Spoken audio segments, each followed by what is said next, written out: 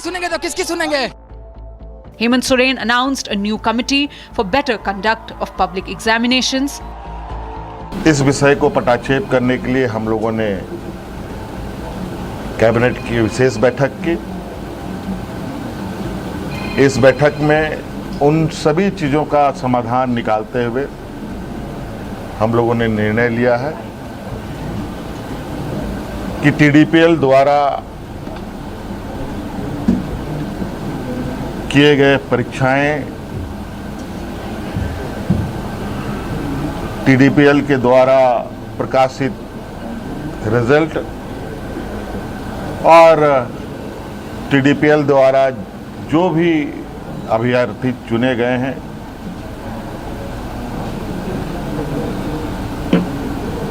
या शामिल हुए या TDPL के जितनी भी गतिविधियां यहाँ हुई हैं वो उन सभी को कैंसिल किया जाता है, रद्द किया जाता है। Student protest leader Devendra Mahato has broken his hunger strike and has been discharged from the hospital. इस आंदोलन को साथ देने वाले, सहयोग करने वाले तमाम छात्र को, अभिभावक को, मीडिया बंधु को, पुलिस प्रशासन को और विशेष रूप से झारखंड सरकार को और माननीय मुख्यमंत्री हेमंत सोरेन जी को हम तहे दिल से धन्यवाद देते हैं, आभार व्यक्त करते हैं कि छात्र का मुद्दा को गंभीरता से लेते हुए हमारे मांगों को पूरी किया है। Mahato was also called by Sonam Wangchuk, who underwent a similar hunger strike in Jantar Mantar. With battle now won, students say they still stand firm on their demand for the unbiased CBI probe into exams. After lathi charges, water cannons, Congress has been forced to surrender before the students of Jharkhand. And viewers, leaders of opposition parties have openly declared themselves as Dimagi Naxals. This comes after PM Modi mentioned how India still needs to defeat Dimagi Naxals even after Maoism has been successfully eliminated. But how people of political stature like Arvind Kejriwal, Mufti and P. Chidambaram are so openly supporting Maoism? Have they forgotten how many security personnel have been martyred, how many civilian lives lost in the battle against Maoism? Listen in to Republic's Editor-in-Chief Arnab Goswami as he takes on these Dimagi Naxals. Ladies and gentlemen, the only thing you can be if you're not a nationalist is a Dimagi Naxal. If you think that you can be on both sides, you can't. I believe, especially going through what we are going as a country, it's time to choose whether you're a nationalist or a Dimagi Naxal. First, let us define what a Dimagi Naxal is. And then you decide if you want to be one. Kejriwal says he's a Dimagi Naxal. Mr. Kejriwal, Mr. Rahul Gandhi, and all the Dimagi Naxals out there, including Mr. Chidambaram, here is my definition of a Dimagi Naxal. 11 points. You are a Dimagi Naxal if you have supported directly or indirectly Sarjeel Imam and Omar Khalid. If you have stood to compromise India, break India, directly or indirectly, target India's sovereignty, say that we will break the chicken's neck because there are a lot of Muslims in that area and there are a lot of Muslims in Assam, we have to use the Muslim demographic advantage to break the map of India, then you are a Dimagi Naxal. So anyone who supports Sarjeel Imam or Umar Khalid is 100% a Dimagi Naxal. Number two, you are a Dimagi Naxal if you are somebody like Yogendra Yadav, an absolute out-and-out hypocrite who undermines Parliament and believes that the future of India will not be run from Parliament but from the streets. Then you are a frustrated person who has lost an election, lost his deposit, cannot even win a housing colony election like Yogendra Yadav, and because you are a complete frustrated man, you decide to subvert Indian democracy, then you're a Dimagi Naxal. You're a Dimagi Naxal number three if you're someone like Arundhati Roy, the pseudo-intellectual Naxal sympathizers, Gandhians with guns, blah, blah, blah, and says this is part of a structural process, tries to use some complicated English to defend violence against the state. These are opportunists of the worst kind. Coconuts, ladies and gentlemen, brown outside, white inside, slavish mentality in 2026, Dimagi Naxals. A person as lowbrow as Arundhati Roy, who says when she hears filthy abuse, she feels a sense of catharsis. I feel nothing but pity for you, Arundhati Roy, and for your brigade. Number 4, a Dimagi Naxal in the same vein is a person who supports the CJP's violence, the sexual perversions, the filthy abuse, the presence of 2,800 hardened criminals, perverts who unzipped their pants and flashed their private parts and said this was a students' protest. These were not students, these were Dimagi Naxals. A Dimagi Naxal is the person who has the temerity to, ladies and gentlemen, the temerity to try and lynch an RAF officer who lays a hands on gallantry award winners without having done anything for the country. They are Dimagi Naxals. A person like Mehbooba Mufti, who takes an ambiguous position on Kashmir, but is an out-and-out 100% opportunist. When she gets a chance, she becomes chief minister with the BJP's help. When out of power, she takes a Lashkar-e-Toiba position. She's absolutely a Dimagi Naxal. She should have put in jail or sent to Pakistan by now. Ladies and gentlemen, a Dimagi Naxal is a person also like Mallikarjun Kharge, Sonia Gandhi and Rahul Gandhi, who disrespect the national song, try to cut it midway, and because it has references to Hindu gods, say we will not accept it, obviously because they want to defend a Muslim vote bank. A person who is willing to compromise the national song in order to appease a Muslim vote bank and take a Jinnah kind of line is a Dimagi Naxal. A Dimagi Naxal is a person like Rahul Gandhi, who says India is not a nation.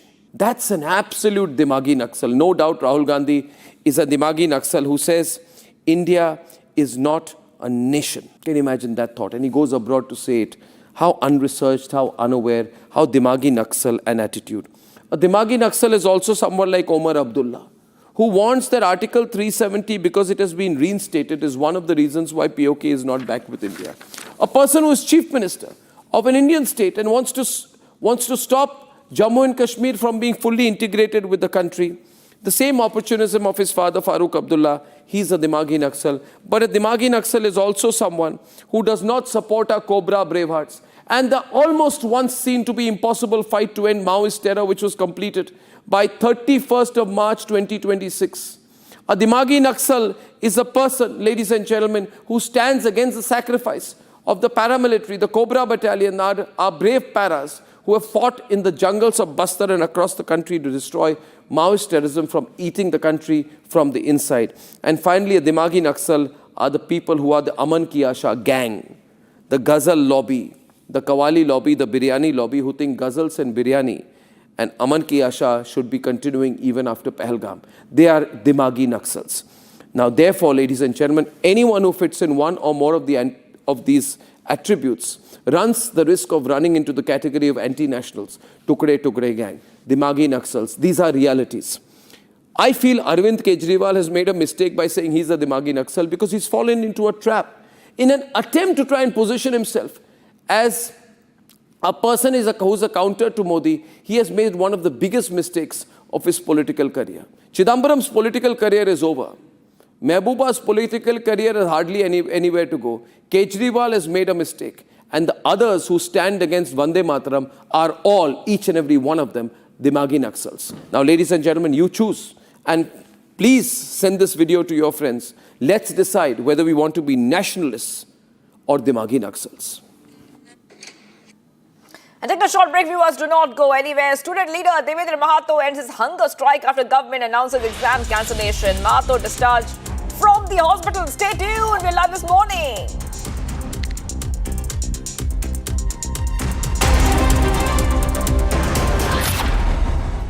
Bharat की सबसे बड़ी gold loan NBFC Muthoot finance से gold loan लीजिए और फिर देखिए सोना क्या नहीं कर सकता। कॉल कीजिए 1-800-313-1212। कुछ तो सस्ता लो, सब बढ़िया लो। इसमें क्या खास बात है? थोड़े में ज्यादा स्वाद, यही तो है इसकी खास बात।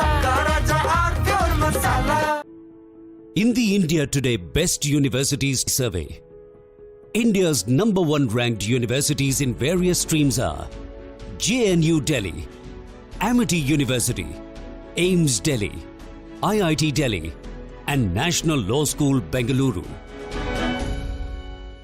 चमकी चाट से क्या बना है? सैंडविच लस्सी और छाछ हर घूंट में चमकी चाट, ड्राई फ्रूट और दही बड़े। चमकी चाट से स्वाद बढ़े। असली स्वाद सिर्फ चमकी चाट। I wake up wearing someone else again. Don't let it slip. I'm losing. I don't wanna be safe anymore. Underneath, there's a Finding myself. That's my moment of Sarah.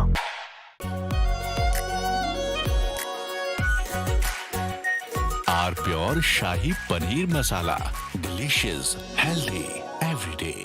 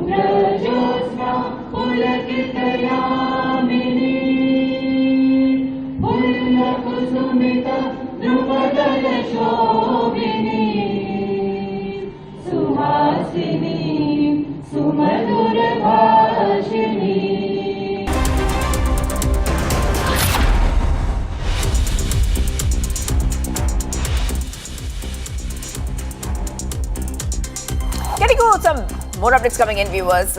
Days of severe storms and flooding have left at least 7 people dead across Indiana, with Indianapolis residents returning Monday to assess widespread damage. Floodwaters destroyed homes and belongings, leaving some residents uncertain about where they will live next. A flood warning remained active in Randolph County, while people in many counties were urged to avoid unnecessary travel.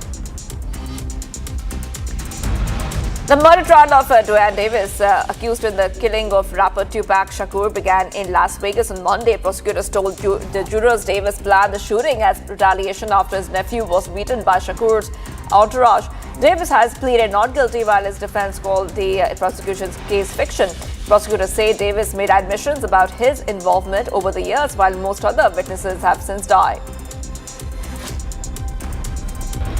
Thousands gathered in London to remember Jason Ardai, the 41-year-old former Cambridge professor who died days after resigning amid intense scrutiny over plagiarism allegations. Ardai denied plagiarism while acknowledging mistakes in his doctoral work. His death has triggered debate over media scrutiny, racism and pressure surrounding diversity policies in academia. Supporters at the vigil accused critics of subjecting Ardai to a disproportionate public campaign. A high-level OAS and CARICOM delegation arrived in Haiti to support efforts to tackle gang violence, strengthen institutions and prepare for elections. Delegation met Prime Minister and senior officials to sign accords supporting foreign partners and NGOs. They also held talks with electoral and security authorities ahead of Haiti's presidential and legislative elections. And much more coming up, viewers. We will be right back. We'll continue to be live this morning. After a massive BJP reshuffle, BJP President Nitin says a new team is for the future and will shape the future of India. Stay tuned.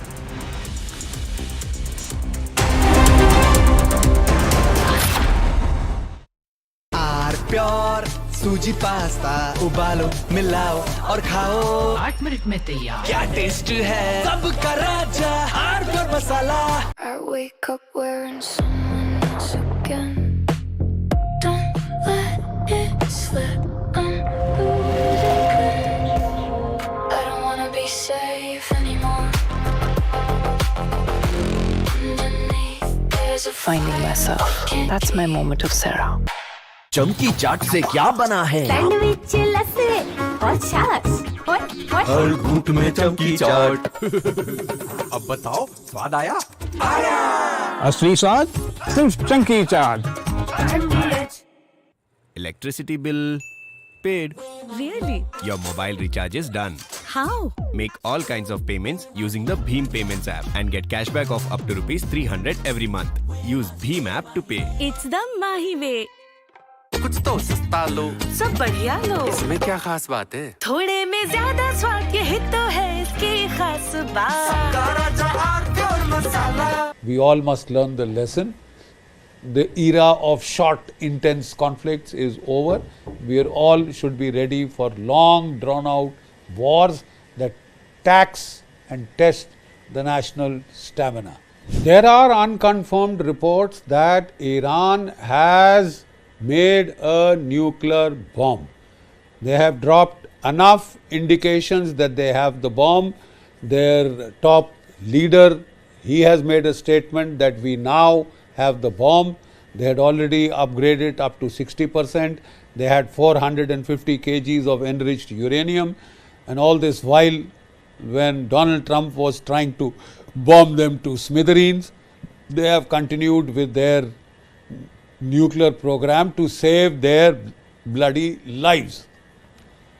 Because there are people who are quite capable of using the nuclear bomb against Iran because they couldn't get it to get onto its knees. So there were people crazy enough to use the nuclear bomb against subhumans. The bomb was ready, but it was not used against Europe. It was not used against Hitler and the Germans. It was used against non-white people. It was used against Asians to be treated as guinea pigs when there was no need. Japan was almost close to surrender because of the firebombing of the cities of Japan, because the Russians had also intervened and they knew the game was up. They were going to surrender anyway. Nevertheless, they were bombed. Nevertheless, they were bombed to test the bomb on live Asian civilizations, live Asian people. So, Iran was not sure whether there are... From Asia's largest news headquarters, setting the agenda for Bharat.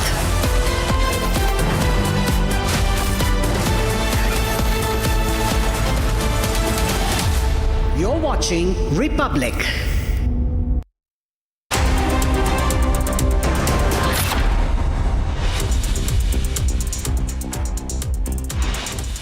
Hello and a very good morning. You're watching live this morning on Republic TV. The headlines for the hour. Big win for Jharkhand students. Congress government bows to the under pressure and also cancels the JSSC CGL examination. इस आंदोलन को साथ देने वाले, सहयोग करने वाले तमाम छात्र को, अभिभावक को, मीडिया बंधु को, पुलिस प्रशासन को और विशेष रूप से झारखंड सरकार को और माननीय मुख्यमंत्री हेमंत सोरेन जी को हम तहे दिल से धन्यवाद देते हैं। Student leader Devendra Mahato ends his hunger strike after government announces exam cancellation. Mahato is discharged from the hospital. AIIMS Medical Board contradicts claims of Trisha's family, says Trisha died by suicidal hanging. हम जहाँ तक हम पूरी कोशिश करेंगे अपनी बेटी को न्याय दिलाने के लिए, नहीं होगा हम और आगे लेके जाएंगे, हम सब कुछ लगा देंगे लेकिन अपनी बेटी को न्याय दिलवाएंगे हम। Speaking exclusively to Republic, Trisha's family claims investigation could have been influenced. Family also challenges the AIIMS report. और कहीं न कहीं माननीय प्रधानमंत्री के विजन को, प्रधानमंत्री के संकल्प को ये टीम जमीन स्तर पर लेके जाएगी और कार्यकर्ताओं के साथ एक संबंध, जनता के साथ संवाद और निश्चित रूप से एक संकल्प के साथ काम करेगी। After massive BJP reshuffle, BJP President Nitin Nabin says that the new team for the future will shape the future of India.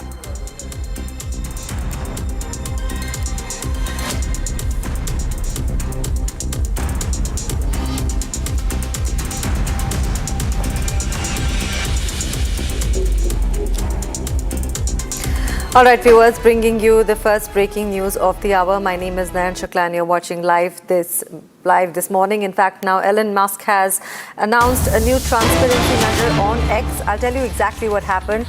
He announced a new transparency rule on X on the 15th of August, and he said that if the government asks X to remove content or restrict any account, users will be able to see that the government was involved. Now, X plans to show more details, including which government agency made the request, what post, what account was targeted, and the legal reason or justification if it was available.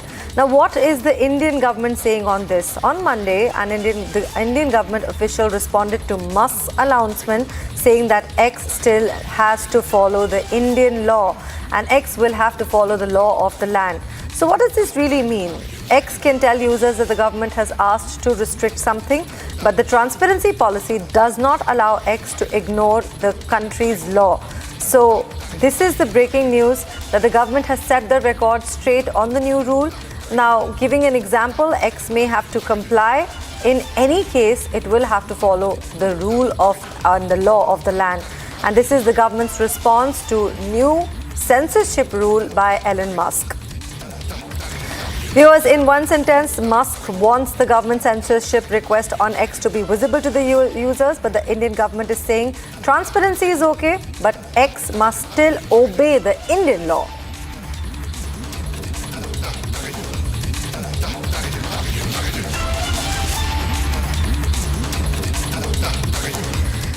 Viewers, former U.S. Representative Marjorie Taylor Greene has been in an X post saying that the U.S. authorities are discussing the use of nuclear weapons against Iran during the key strategic meetings. Now, Greene has described the idea as evil and has discussed the devastating effects and the aftermath of the nuclear weapons, referring to the bombing of Hiroshima and Nagasaki. Now, she also pointed out that Trump's promise to put an end to the foreign war has argued, but ironically, could be one that that delivers a nuclear holocaust to the world. Now let's take a closer look at what this X statement is all about here on your screen.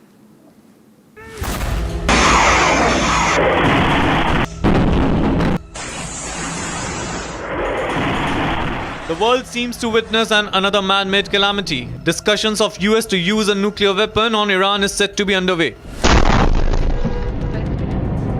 Marjorie Taylor Greene, a former congresswoman, in her X post mentioned about the discussions to use nuclear weapons on Iran in the key strategic meetings. Greene described the discussions as purely evil and made comparisons with the nuclear attacks during World War II.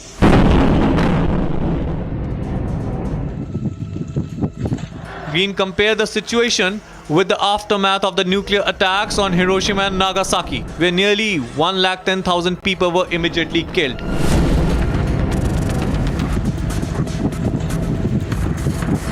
She also mentioned about the suffering of people after the nuke attack and the economic instability the nation faced. She mentioned in her post how US bombed and killed the key leaders of Iran along with the school-going kids. She also pointed to the promise given by Trump to wage no more wars, but diabolically stated that he might be the one to deliver a nuclear holocaust. She warned the world to stop the use of nuclear weapons and put an end to a war.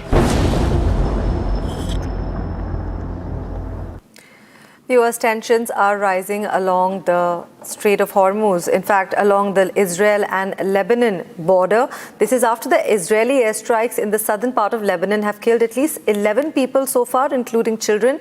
In fact, Israel is saying that these strikes followed a Hezbollah attack that seriously wounded 3 Israeli soldiers. Now, the violence comes despite a truce, and the framework is aimed at an Israeli withdrawal and Hezbollah's disarmament. We have all the details in this report. Take a look. Tensions remain high along the Israel-Lebanon border after Israeli airstrikes killed at least 11 people in southern Lebanon on Saturday. The strikes hit the villages of Ansar and Deir al-Zahrani, with Lebanon's health ministry reporting children among those killed.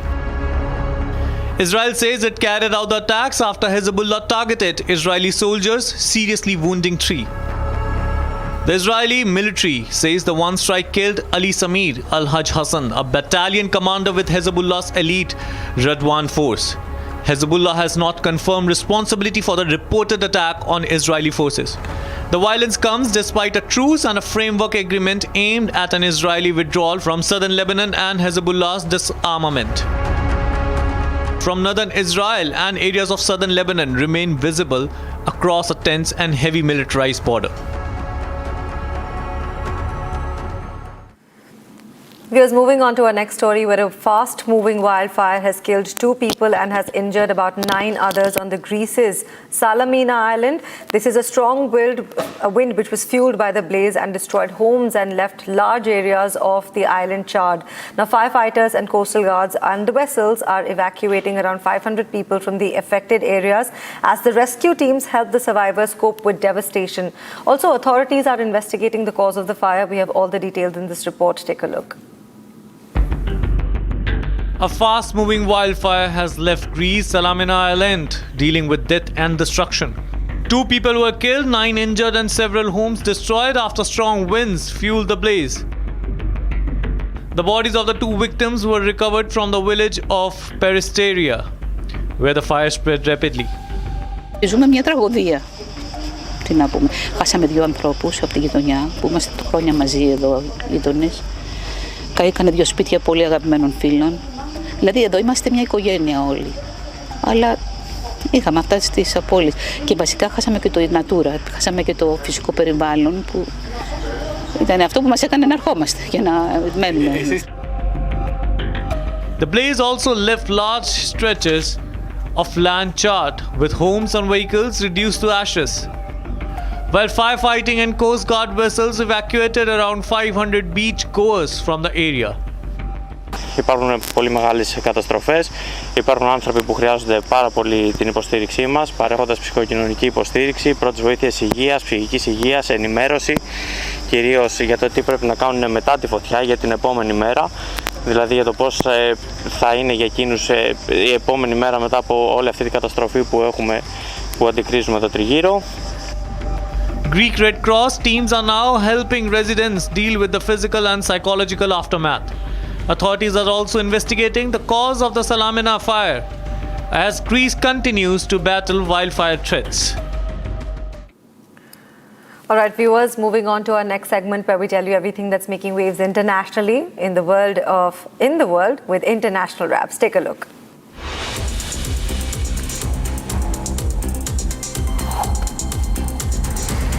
Days of severe storms and flooding have left at least 7 people dead across Indiana, with Indianapolis residents returning Monday to assess widespread damage. Floodwaters destroyed the homes and belongings, leaving some residents uncertain about where they will live next. A flood warning remained active in the Randolph County, and also people in several counties have urged to avoid unnecessary travel. Now, residents are facing costly repairs, lost possessions, and uncertain housing. The murder trial of Duane Cafe D. Davis, accused in the 1996 killing of rapper Tupac, has begun in Las Vegas on Monday. Now, prosecutors told jurors Davis planned the shooting as retaliation after his nephew was beaten by Tupac's entourage. In fact, Davis has pleaded not guilty, while his defense called the prosecution's case as fiction. Prosecutors say Davis made admissions about the involvement over the years, while most other witnesses have since died. Thousands have gathered at Trafalgar Square on Monday to remember Jason Arde, the 41-year-old former Cambridge professor who died days after resigning amid intense scrutiny over plagiarism allegations. Arde denied plagiarism while acknowledging mistakes in his doctoral work. His death has triggered debate over media scrutiny, racism, and pressure surrounding diversity policies in academia. In fact, supporters at the vigil accused critics of subjecting Arde to disproportionate public campaign. A high-level OAS and CARICOM delegation has been arriving in Haiti to support efforts to tackle gang violence, strengthen institutions and prepare for elections. The delegations met the Prime Minister Alex and senior officials to sign accords supporting foreign partners and NGOs. They have held talks with electoral and security authorities ahead of Haiti's presidential and legislative elections scheduled for December 13th. Belgium is battling a major wildfire in High Fens Nature Reserve near the German border. The blaze has burned around 30 square kilometers with peatlands, making containment difficult as fires can smother underground and also reignite again. In fact, international firefighting crews are assisting Belgian authorities while fears remain over unexploded World War II ordnance in the areas, as some sections remain inaccessible to firefighters.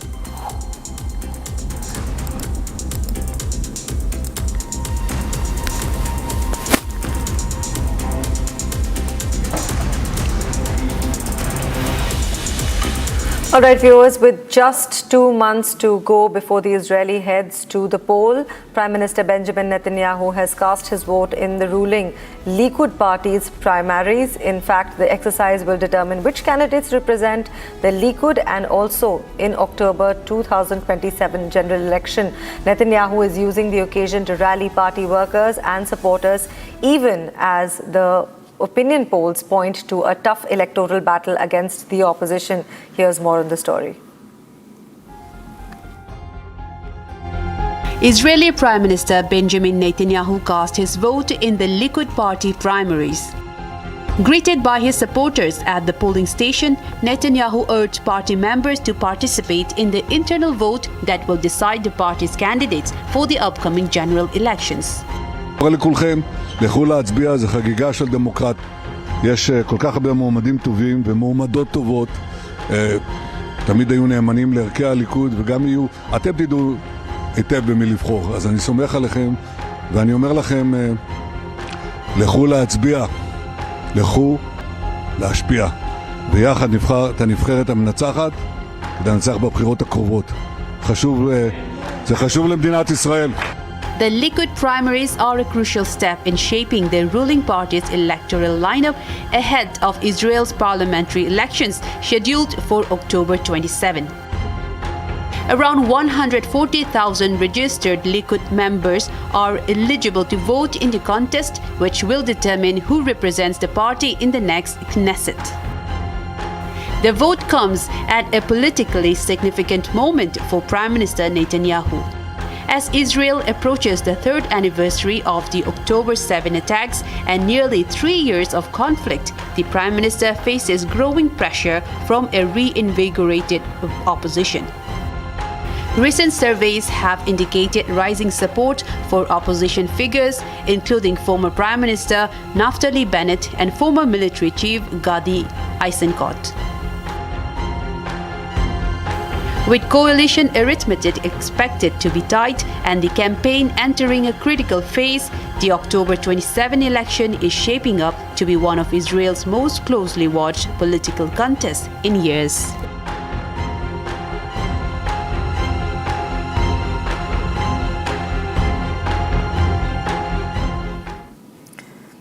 All right, viewers, time to move to another segment, which we will tell you what's happening all the world, in the nation, in fact, with National Raps. Take a look.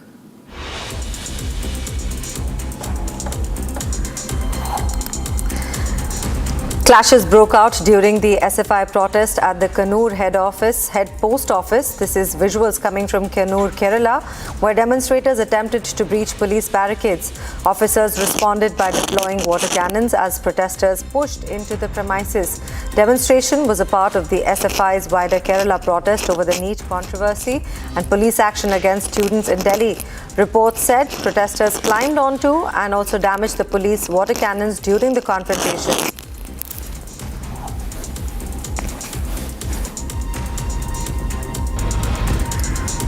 Viewers, visuals from Rajouri, J&K, where the Baba Buddha Amarnath convoy has reached Rajouri amid the tight security arrangement as authorities stepped up measuring the safe movement of pilgrims. Security personnel were deployed along key routes and around sensitive locations, while heightened vigilance maintained throughout the convoy's passage. The annual pilgrimage was done with authorities coordinating security and traffic arrangements to facilitate a smooth and peaceful journey.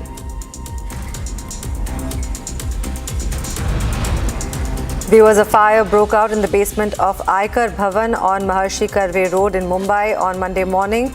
The blaze generated thick smoke across the building, prompting a major rescue and firefighting operation. Now, more than 8 firefighting engines and multiple emergency teams were deployed, while 28 people were rescued from the premises, including those stranded on the upper floors and the terrace. No injuries were reported, and the cause of the fire remains under investigation. Viewers, continuous heavy rainfall has disrupted normal life in Suliapada block of Mayurbhanj district. This is in Odisha, where the rainwater washing has blocked away a portion of the Costa Deloi main road in Jhaliamara. Now, the damage has cut off the connectivity to 15 panchayats in the area, leaving residents facing major travel difficulties.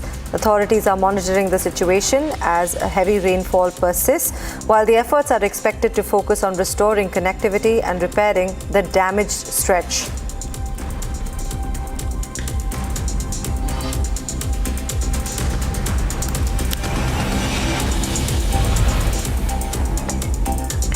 All right, viewers, with that, we come to the last story, where this is coming from doctors who are protesting. This is visuals from Andhra Pradesh, where the protests have been intensified in the long pending stipend revision. The doctors in Visakhapatnam are amongst those who are participating.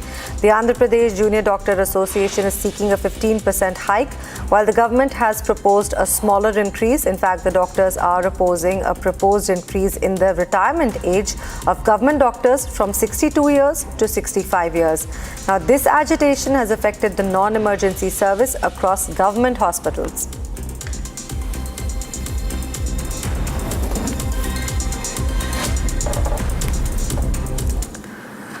All right, viewers, heading into a short commercial break. You're watching live this morning on Republic TV. My name is Nayan Shukla. Don't go anywhere. There's a world of news waiting for you on the other side.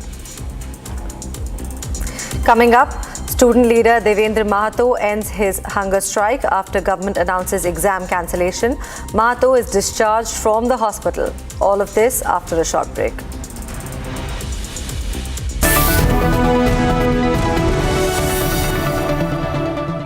चमकी चाट से क्या बना है? Sandwich लस्सी और छाछ।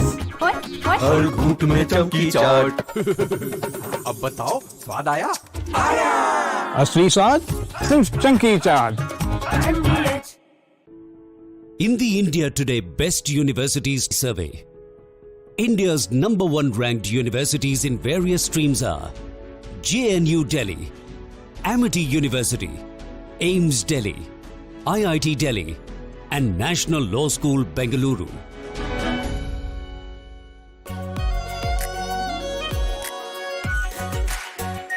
Our pure Shahi Paneer Masala. Delicious, healthy, every day. Electricity bill paid. Really? Your mobile recharge is done. How? Make all kinds of payments using the Bheem Payments app and get cashback of up to ₹300 every month. Use Bheem app to pay. It's the Mahi way. चमकी चाट से क्या बना है? Sandwich लस्सी और छाछ। हर घूंट में चमकी चाट। अब बताओ, स्वाद आया? आया। असली स्वाद सिर्फ चमकी चाट।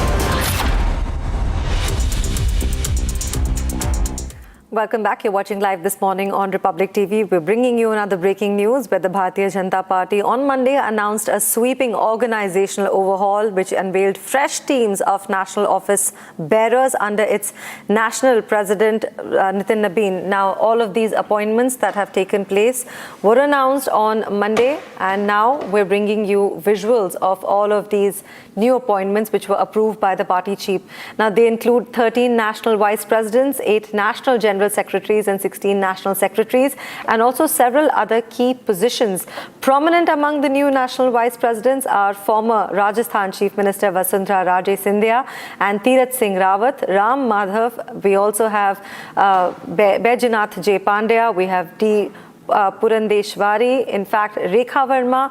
All of these names have joined now in the list, and this is the new list that will be giving you a new direction. In fact, we have also reactions coming in. Let's take a look. ये बताइए कि ये आपको क्या अनुमान था कि आप बनेंगे राष्ट्रीय सचिव? देखिए, इतने बड़े पद का अनुमान मेरे जैसे सामान्य परिवार से आने वाला बहुत सामान्य कार्यकर्ता इतने बड़े पद का अनुमान लगा ले तो ये कहना मेरे लिए बहुत गलत होगा। ये बात ज़रूर है कि मैं लंबे समय से पार्टी ने जो दायित्व दिया है उसका निर्वहन मैंने बिहार में बहुत अच्छे किया है। मैं लंबे समय तक मंत्री रहा संगठन में, मैं फिर उपाध्यक्ष रहा, मैं शाहबाद का इंचार्ज भी रहा, मैं मिथिला का प्रभारी भी रहा। तो इस नाते मैंने संगठन में अच्छा काम किया। मैं आभार व्यक्त करता हूँ मेरे जैसे सामान्य परिवार से आने वाले कार्यकर्ता को इतना बड़ा दायित्व देने के लिए। मैं अपने पार्टी के यशस्वी राष्ट्रीय अध्यक्ष आदरणीय नितिन नवीन जी और देश के लोकप्रिय प्रधानमंत्री आदरणीय नरेंद्र भाई मोदी जी का मैं बहुत आभार प्रकट करता हूँ। जिम्मेवारी बड़ी है और आप किस तरह का नया काम करना चाहेंगे ताकि पार्टी का जो प्रोग्राम्स है या गवर्नमेंट का प्रोग्राम्स लोगों तक पहुँचे, पार्टी की साख बढ़े? देखिए, मैंने लंबे समय से जो बिहार में काम किया तो आपको याद होगा 2025 में हमने एनडीए कार्यकर्ता सम्मेलन किया था। पार्टी ने मेरे ऊपर भरोसा किया और वो बड़ी काम की जिम्मेदारी मेरे ऊपर रखी थी और सफलतापूर्वक मैंने बिहार में वो कार्यक्रम संपन्न किए। प्रत्येक जिले में एनडीए का हम लोगों ने बड़ा कार्यकर्ता सम्मेलन कर में सफलता पाई है। इसके बाद बावजूद अन्य प्रकार के कार्यक्रम, पार्टी के जो भी अभियान होते हैं, जो अलग प्रकार के कार्यक्रम होते हैं, विशेष कार्यक्रम होते हैं, उसमें भी मैंने अच्छा योगदान दिया है। तभी जाके पार्टी को ये भरोसा हुआ और पार्टी ने मेरे जैसे छोटे कार्यकर्ता के ऊपर इतना बड़ा भरोसा व्यक्त किया है। संगठन और सरकार के बीच सामंजस्य बैठाना भी एक अहम जिम्मेवारी है आप लोगों की, उसको आप किस रूप में देखते हैं? देखिए, जहाँ तक मैं आपको बताऊं कि आदरणीय नरेंद्र भाई मोदी जी के नेतृत्व में जिस प्रकार से देश तरक्की कर रहा है और जिस प्रकार से वो नेता एक ऐसे हैं जिनको पूरा देश और दुनिया में उनकी एक अलग प्रकार की प्रतिष्ठा है, तो यहाँ पे सब चीज़ें बहुत सिस्टमेटिक, बहुत अच्छे ढंग से चलती हैं। अभी आपने देखा होगा कि बंगाल जैसे कठिन चुनाव को भी आदरणीय मोदी जी के नेतृत्व में हमने वहाँ प्रचंड विजय पाई है। आने वाले समय में भी जिस प्रकार के भी चुनाव होंगे, भारतीय जनता पार्टी का एक एक कार्यकर्ता, पूरा पार्टी संगठन आदरणीय मोदी जी के नेतृत्व में हम सब प्रकार की सफलता पाएंगे। और राष्ट्रीय अध्यक्ष नितिन नवीन जी के साथ पहले भी काम करने का अनुभव रहा होगा, तो आपका अनुभव कैसा रहा? देखिए, मैंने राष्ट्रीय अध्यक्ष जी के साथ तो संगठन में एक साथ मिल के काम मैंने नहीं किया है कभी, लेकिन राष्ट्रीय अध्यक्ष जी जब यहाँ पे विधायक थे, जब यहाँ पे वो सरकार के मंत्री थे, तो हमारा और उनका लगातार इंटरेक्शन रहा है।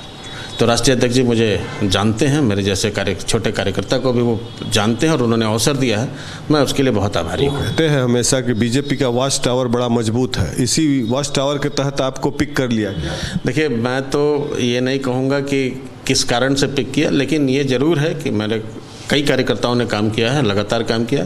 मैं सौभाग्यशाली हूँ कि इतने बड़े संगठन में इतने बड़े दायित्व का मुझे निर्वहन करने का अवसर मिल रहा है। दायित्व देने के पहले कुछ फ़ोन आया था आपको?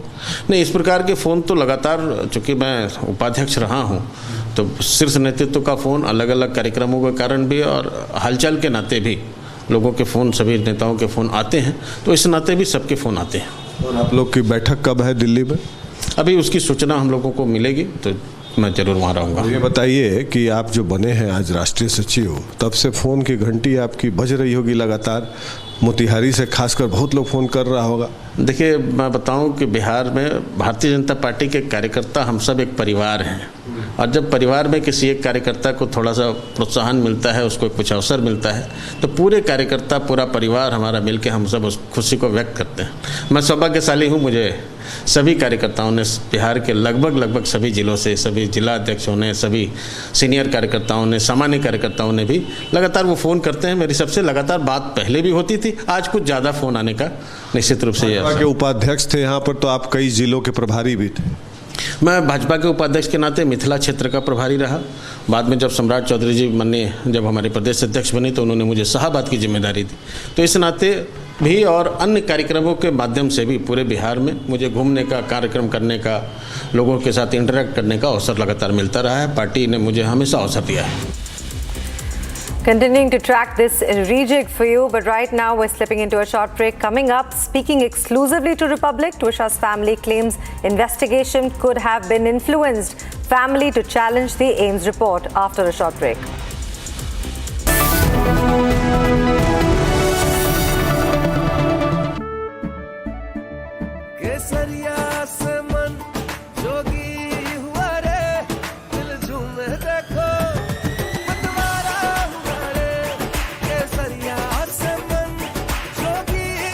हर पल मनाओ केसरी त्योहार।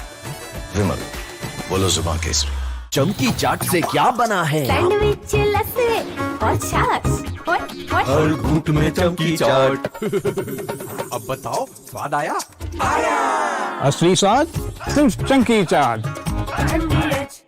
AU करंट अकाउंट के साथ मिलता है free UPI QR overdraft facility और एक ही ऐप से बैंक के सारे काम। AU सोच बदलो और बैंक भी।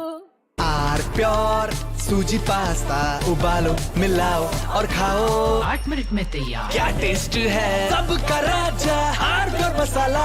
I wake up wearing someone else again. Don't let it slip. I'm losing grip. I don't wanna be safe anymore.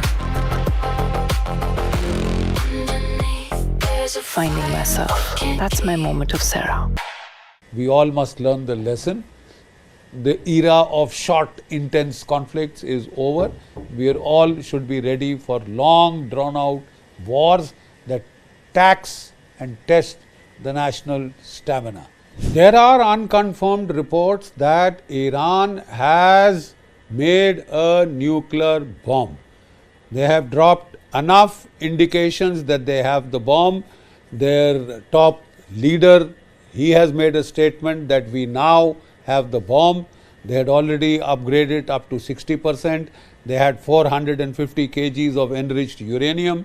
And all this while when Donald Trump was trying to bomb them to smithereens, they have continued with their nuclear program to save their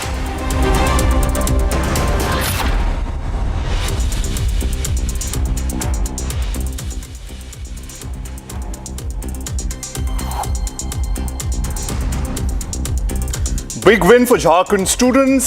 Congress government bows under pressure and cancels the JSSC CGL examinations.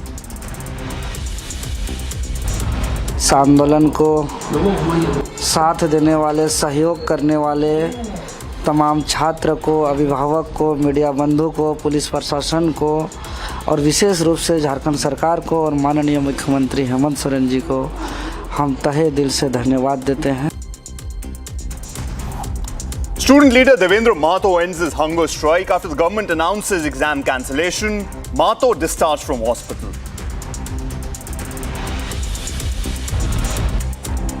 AIMS Medical Board contradicts claim of Twisha's family, says Twisha died by suicidal hanging.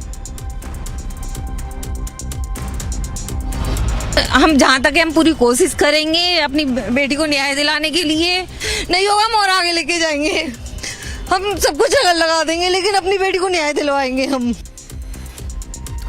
Speaking exclusively to Republic, Twishaw's family claims investigation could have been influenced. Family to challenge the AIMS report. और कहीं न कहीं माननीय प्रधानमंत्री के vision को, प्रधानमंत्री के संकल्प को ये टीम जमीन स्तर पर लेके जाएगी और कार्यकर्ताओं के साथ एक संबंध, जनता के साथ संवाद और निश्चित रूप से एक संकल्प के साथ काम करेगी.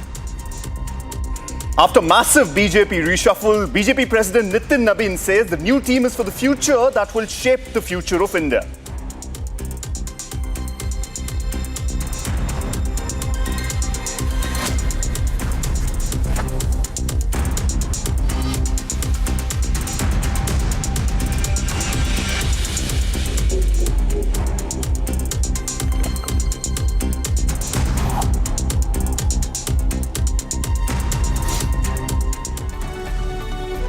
Good morning, viewers. Welcome to Republic. This is Live This Morning with me, Karun Seth. We'll start with our first breaking for the day. Now, an incident involving a research scholar slapping and assaulting a professor at Delhi University's Faculty of Law on August 17 has come to light. Now, the Democratic Teachers Front, the DTF as they call themselves, has strongly condemned the incident and demanded strict immediate action against the accused student. According to the DTF, CCTV footage shows the student waiting for the professor and assaulting him as soon as he enters the building. Following the incident, the accused student has been suspended following orders from the proctor.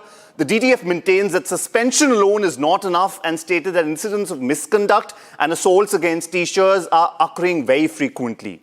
Recently, a student had also behaved rudely with some professors at the Faculty of Law. The organization noted that last year as well, DUSU student joint secretary Deepika Jha had slapped a professor at Dr. Bhimrao Ambedkar College. Now, questioning the administration's response, the organization has demanded the implementation of strict and effective measures to ensure the safety of teachers on campus. Now remember, this is not the first incident. As you see on your screen, a Delhi University professor at the Faculty of Law has been assaulted. According to DTF, the student actually waited for the professor, and as soon as he got an opportunity, he slapped the student. They've also highlighted that this is not the first incident. Incidents of repeated students' misbehavior with professors have been increasing, and they've demanded strict action and suspension of the student. You see on your screens there, the student after the incident, now, you see a couple of people gathering there and you see a scuffle sort of breaks out. And this is after, there you see on the screen, that's the student who comes, waits for the professor to come towards the staircase. And as soon as the staircase, the professor arrives, you see the student there. All right, moving on to our next story. Now, if Delhi Phuket mid-air horror wasn't embarrassing enough for Air India, more dope dirt now covers India's oldest airline. Air India has found 2 more pilots with non-negative results in preliminary substance screening tests. Now, the expanded testing drive allows last week's Phuket-Delhi's flight incident, after which the airline made psychoactive substance testing mandatory for all pilots. More than 400 pilots have been tested so far. Take a look.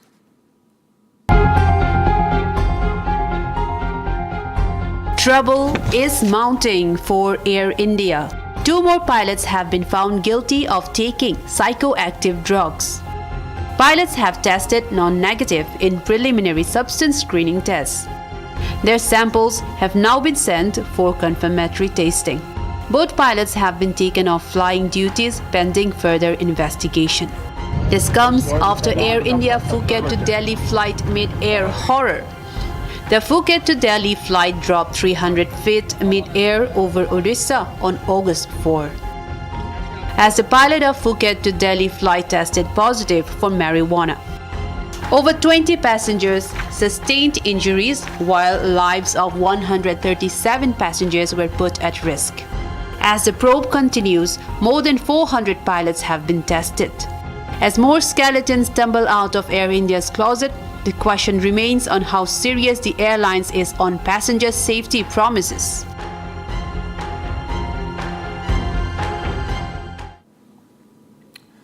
Now, viewers, Congress continues to insult the Indian national song. The Vande Mataram row erupted once again. Can you believe that? Once again at Congress's Goa event. Now, this is where only 2 stanzas of Vande Mataram were actually sung. Now, the question now is, can Congress edit the national song? And should they face legal action? Watch more on this report. Congress has insulted the national song Vande Mataram once again. At a Congress event in Goa, only 2 stanzas of the national song were sung. Is Sonia Gandhi taking a Jinnah line? This comes just 2 days after the controversy where Sonia Gandhi was seen asking for Vande Mataram to be stopped midway. In spite of widespread protests across the country, Congress once again insulted the national song. Home Minister Amit Shah has slammed Sonia Gandhi, saying the nation will not forget the disrespect to Vande Mataram. Congress party के मुख्यालय पर वंदे मातरम का गान हो रहा था। चालू गान में कांग्रेस की नेत्री सोनिया जी ने कांग्रेस अध्यक्ष को गान रोकने का कहा। सोनिया जी, 140 करोड़ की जनता आपको देख रही है। आपके द्वारा किया गया ये पाप इस देश की जनता कभी माफ नहीं करेगी, कभी माफ नहीं करेगी। As the Vande Mataram row escalates, it looks like Congress have not learned their lesson.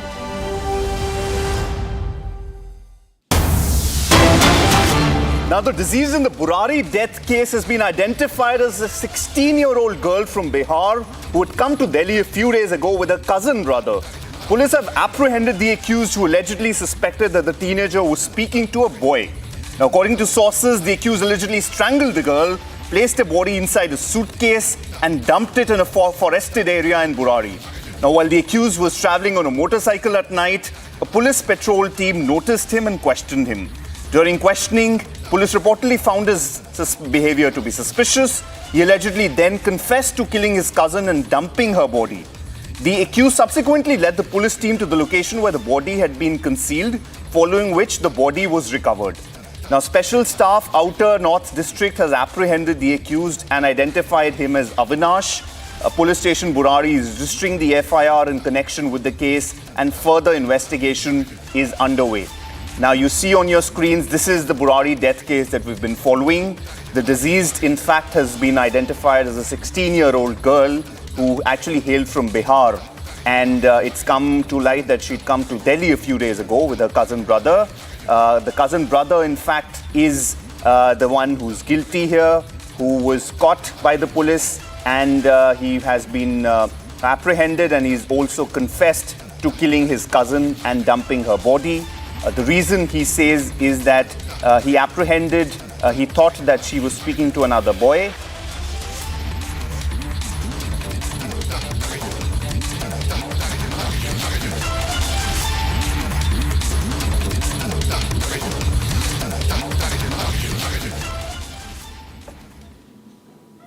All right, viewers, the BJP has unveiled its new national team, and the message is clear. Experience meets generational change. Now, with Nitin Nabeen at the helm, the party has brought back several heavyweight leaders, elevated younger faces, and expanded the presence of women across its top organizational posts. From Smriti Irani's big comeback to Piyush Goyal taking charge as treasurer and a fresh line of vice presidents, general secretaries and secretaries, this is more than an organizational reshuffle.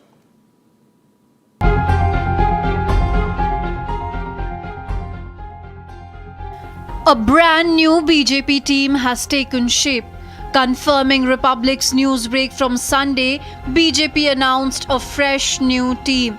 Smriti Irani made a massive comeback, taking charge of Uttar Pradesh before the 2027 assembly elections, while Amit Malviya had to take an exit from his role as the IT cell convener. In an exclusive conversation with Republic, Satish Punia, appointed as a National General Secretary, expressed his gratitude to the central leadership for this role. Party ने एक बड़ा सम्मान दिया है। विद्यार्थी काल से बहुत प्रतिकूलता में खूब लंबा काम किया, युवा मोर्चे के नाते भी।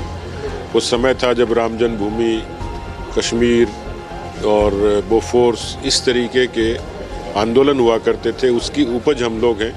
तो मैं समझता हूं कि पार्टी ने जो भरोसा किया है उसको पूरा करना है।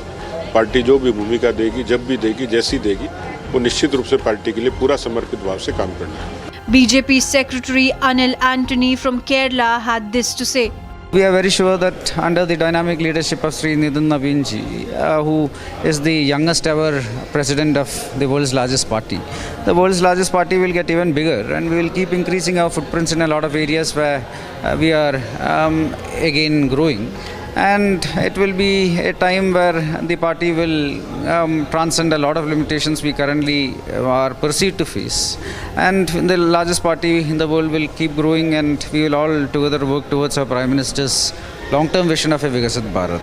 Former Rajasthan Chief Minister Vasundhara Raje, Ram Madhav and Baijent Panda are among the new national vice presidents. The party has also retained BL Santosh as National General Secretary Organization, while Union Minister Piyush Goyal has been handed the responsibility of National Treasurer.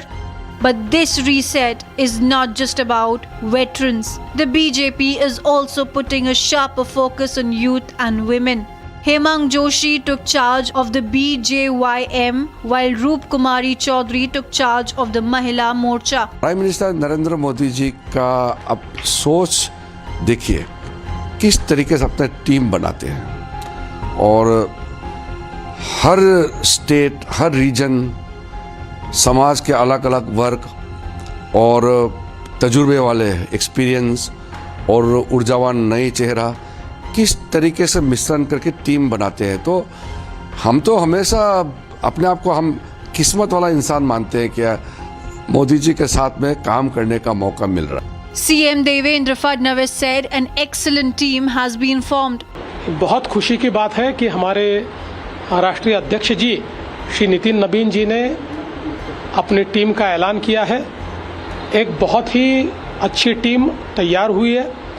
इसमें अनुभवी लोग भी हैं, युवा रक्त भी हमको इसमें दिखाई पड़ता है। पूरी टीम को बधाई देता हूं, और मुझे विश्वास है कि ये जो हमारी टीम है ये पूरे देश में भारतीय जनता पार्टी को बढ़ाने के लिए, जन जन तक पहुंचाने का कार्य करेगी। Now eyes are also on the possibility of a larger opposition reshuffle across the country. The BJP's latest reshuffle is not merely about who gets which post. It is about who will build the party's machinery for the next political battle. The countdown to 2029 has begun. All right, viewers, now we've got another breaking news coming in. The Superintendent of Adiala Jail has submitted a detailed report to the Supreme Court containing former Prime Minister Imran Khan's medical examinations from the past 3 years.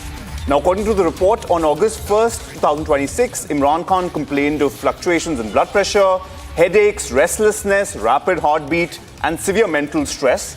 Following which, Professor Dr. Akhtar Ali Bandishah, consultant cardiologist at PIMS Islamabad, actually conducted his medical examination. Now, what the report says is what we look at now.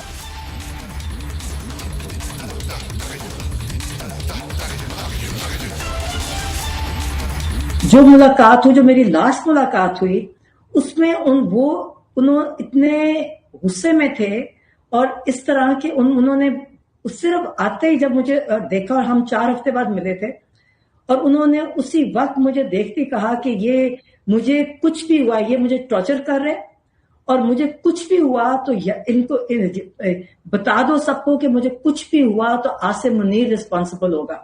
कहता है वो direct orders करता है, सारे जो colonel है उसके orders पे चलते हैं, और बार बार मुझे रिपीट किया, उनको गुस्सा था कि ये आसिम मुनीर का कहना, ये आसिम मुनीर से अकेला कहते इसका नाम लो कि ये जो करा रहा है मेरे साथ, ये मुझे बहुत टॉर्चर कर रहा है, मेंटल टॉर्चर कर रहा है मुझे।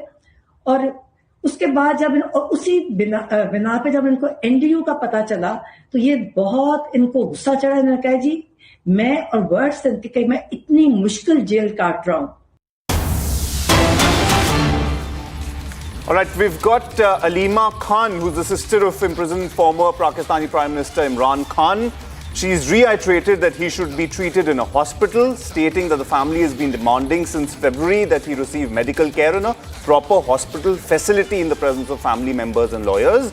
This amid ongoing concerns over his health reports and treatment while still in Adiala Jail. Now remember, this is Imran Khan's sister, Alima Khan, who stated that he be treated in a proper hospital, not be treated while he's in jail.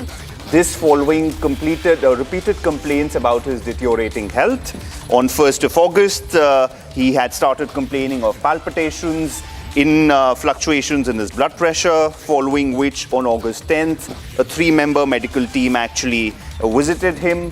They stated that a CT angiography is not needed.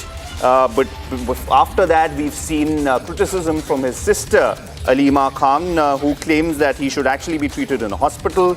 Now remember, the PTI as well as Imran Khan have been complaining that his health has deteriorated due to restrictions, infrequent meetings with his family, with his wife, limited access to newspapers or television in jail, and all that is causing stress, which has caused his health to deteriorate, following which a doctor initially examined him.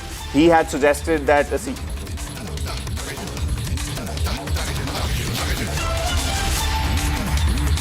हमारा दर्द पहले पहचानो। आपके घर में आपकी वालदा, आपके भाई जब बीमार होते हैं, आप मुझे बताओ सबसे पहले आपकी तरजीह क्या होगी? उसको बेहतर से बेहतर अस्पताल में फौरन इलाज करवाया जाए। आप नहीं करेंगे? आज आपको वो दर्द नहीं है हमारे भाई के लिए, आप वो दर्द नहीं खा रहे कि सबसे पहले इमरान खान का इलाज करवाएं हम अस्पताल में। हमने ये डिमांड कर रहे हैं फरवरी से कि इमरान खान का हक बनता है कि उनका इलाज करवाया जाए हमारी फैमिली की और लॉयर्स की मौजूदगी में। आप ये एजेंसियों की चीज़ों में डिस्ट्रैक्ट ना हो, मैं आपसे अपील करती हूँ।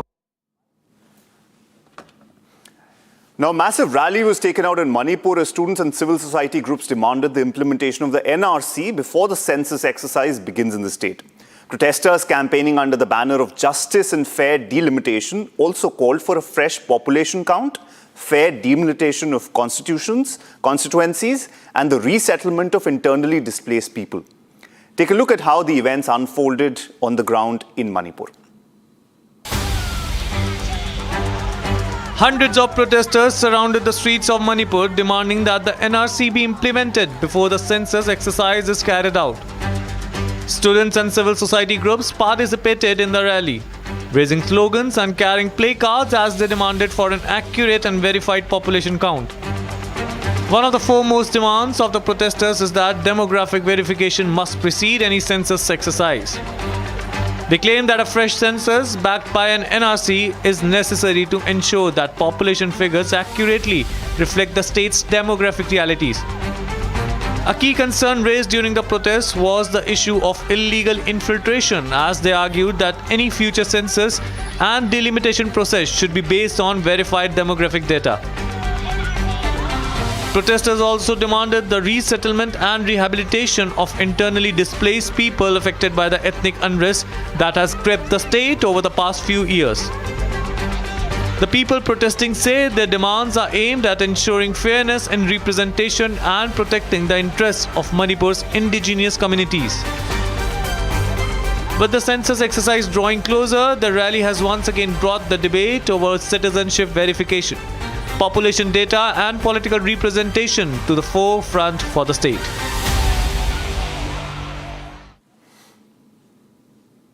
Now, viewers, Republic was the first one to tell you that there was going to be a major reshuffle within the BJP as it prepares for the 2029 elections.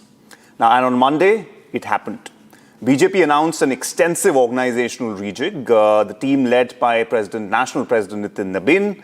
Listen in to Republic Editor-in-Chief Arnab Goswami as he outlines the 4 key insights from the BJP's definitive war room for Mission 2029. I just want to start with a quick analysis of the BJP new list. I have 4 points to make. First of all, you'll get the whole list. Everybody is going to show you the full list, but there are 4 big headlines. First of all, it's a huge comeback for Smriti Irani. She becomes the link person between Lucknow and Yogi and Delhi. she becomes General Secretary in charge of Uttar Pradesh. It's a great responsibility. She can therefore prove that she's in charge. If there's a victory in Uttar Pradesh, she'll share the credit for it. But most importantly, for all the people who wrote that Smriti Irani's political career is over, now she is really the comeback queen. She exited the Union Cabinet after losing Amethi, right? And many people thought that this is the end of her political career, but here's a massive comeback. Never rule out Smriti Irani. She is making the biggest comeback by being directly in charge of the 2027 UP elections as General Secretary of the BJP. Ladies and gentlemen, big comeback. Second point is tonight, IT cell head of the BJP, Amit Malviya, is out. He's out, and Deepak Maske is replacing him in charge of the BJP social digital warfare decision. Deepak Maske is 58 years old. He comes from Chhattisgarh. He has a lot of experience in the IT and social media cell of Chhattisgarh. He will be responsible for a digital overhaul. What this reflects is that somewhere the BJP is understood. It has to do a course correction after the CJP, where the party was unable to compete in terms of social media narrative with those against the BJP. So this is big news in Amit Malviya, face of the BJP's IT strategy for a long time, out, replaced by a more experienced Deepak Maske, who comes in from Chhattisgarh. The third big news for me is that at a structural level, things don't change. So BL Santosh, very trusted by the Prime Minister, very trusted by Amit Shah particularly, retains the role of National General Secretary Organization. This is a very important, almost a permanent institutional presence of the RSS within the BJP machinery. So the RSS continues to be very powerful within the BJP, and BL Santosh is the man who guides that. Fourth important headline tonight is that Piyush Goyal makes a comeback as treasurer. He was treasurer earlier. Now he has a very important commerce portfolio, and he is handling economic diplomacy for the government. This is a rare dual assignment which shows just how trusted he is. This, in my view, are the four key points. All right, viewers, you're watching live this morning with me, Karun Seth. We'll pause for a short break, but coming up right after, AIIMS Medical Board contradicts claims of Twisha's family, says Twisha died by suicidal hanging.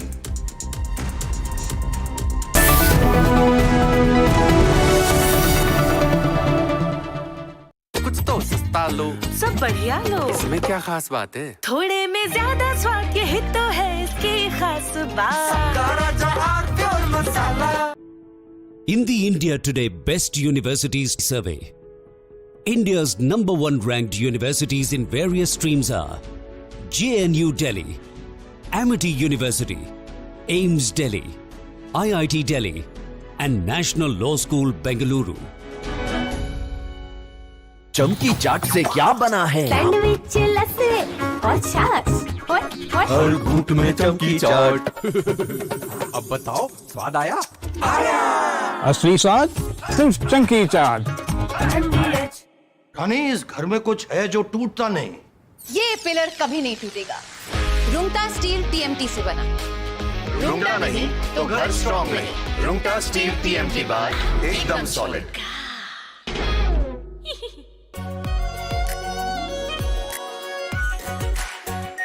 Are pure shahi paneer masala, delicious, healthy every day.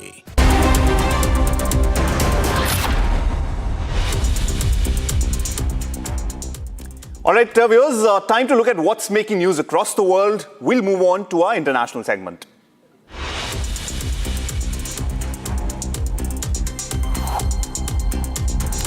Days of severe storms and flooding have left at least 7 people dead across Indiana, with Indianapolis residents returning Monday to access widespread damage. Floodwaters destroyed homes and belongings, leaving some residents uncertain about where they'll live next. A flood warning remained active in Randolph County, whilst people in several counties were urged to avoid unnecessary travel. Residents are now facing costly repairs, lost possessions, and uncertain housing. The murder trial of Duane Cafe Davis, accused in the 1996 killing of rapper Tupac Shakur, began in Las Vegas on Monday. Prosecutors told jurors Davis planned the shooting as retaliation after his nephew was beaten by Shakur's entourage. Davis has pleaded not guilty, while his defense called the prosecution's case fiction. Prosecutors say Davis made admissions about his involvement over the years, while most other witnesses have since died.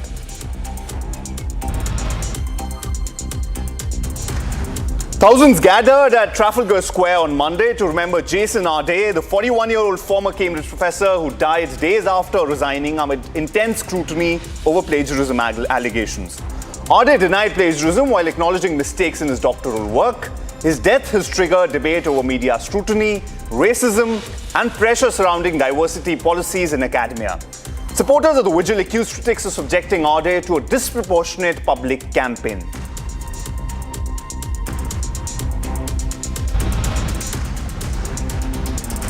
Now, high-level OAS and CARICOM delegation arrived in Haiti to support efforts to tackle gang violence, strengthen institutions, and prepare for elections.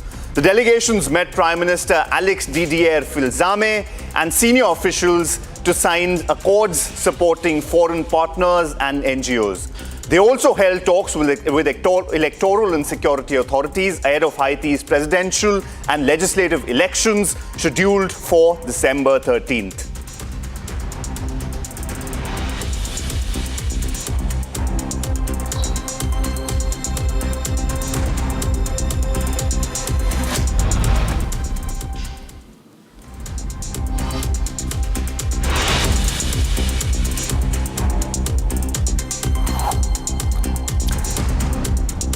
After massive BJP reshuffle, BJP President Nitin Nabin says the new team is for the future that will shape the future of India.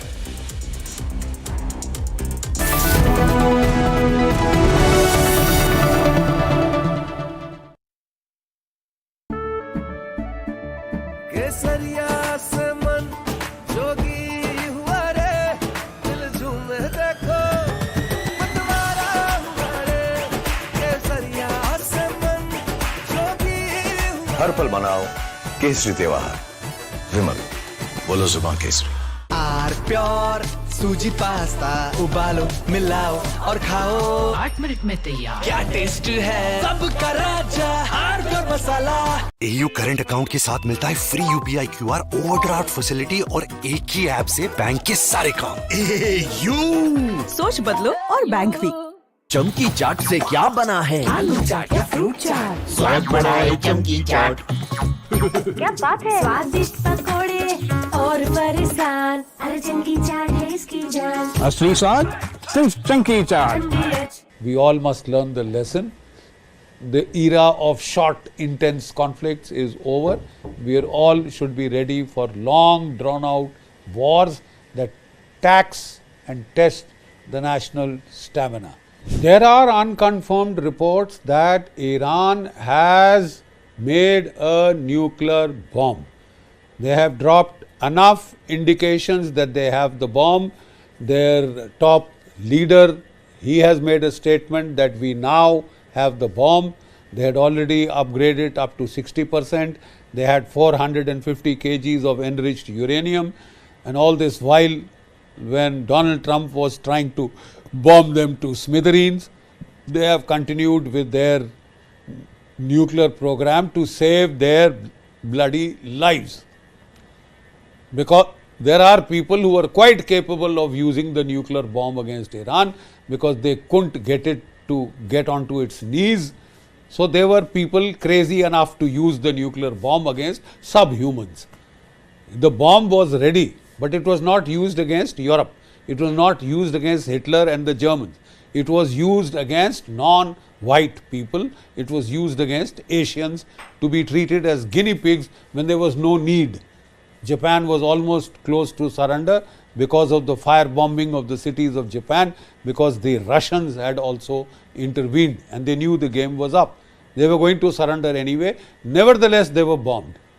Nevertheless, they were bombed to test the bomb on live Asian civilizations, live Asian people.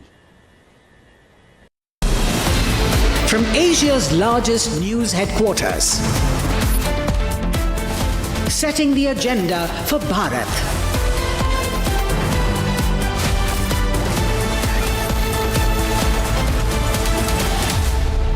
watching Republic.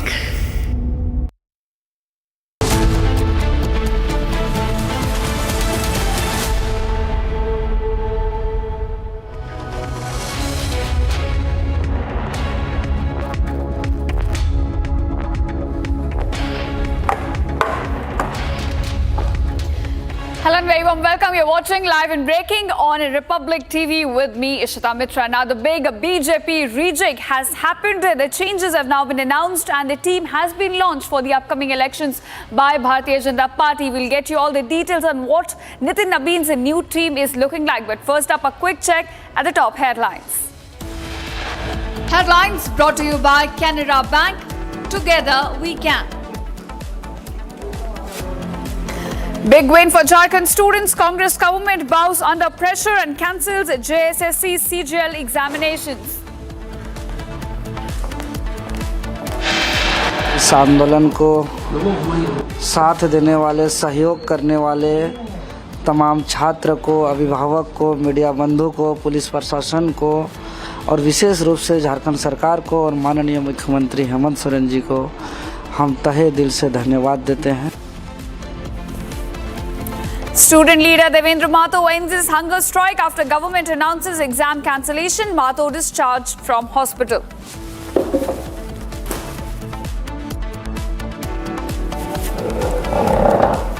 After massive BJP reshuffle, BJP President Nitin Nabeen says the new team is here for the future that will shape the future of India.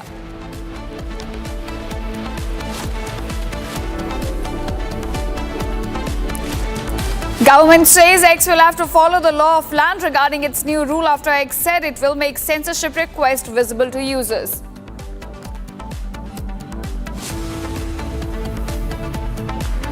Donald Trump cites India's election system as an example while renewing his call for the passage of the Save America Act, praises the voter verification system.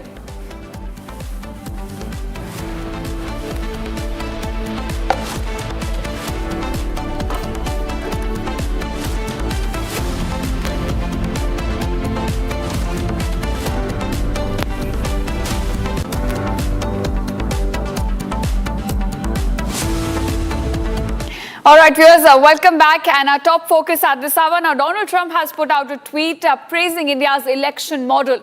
He says that the voter verification system of India is something praiseworthy and should in fact be adopted in other countries as well. And this comes in as he pushes for his America's Save Act to also be passed by US Senate. Now, Trump in fact cited India's election system as an example while renewing his call for the passage of Save America Act, which essentially seeks a stricter voter identification and citizenship requests in US elections. Now, he mentioned that India's last election had about 646 million voters and less than 1% votes by mail, and every single voter had to have a valid photo identity document. So in a post on Truth Social, Trump said that India's chief election commissioner, Gyanesh Kumar, had earlier asked his administration how elections could be held in the US without a valid photo ID card. So this is something that Donald Trump has now put out through his tweet, saying that how can you have elections in the US without a valid photo ID card? What was in fact the question that was discussed with the Chief Election Commissioner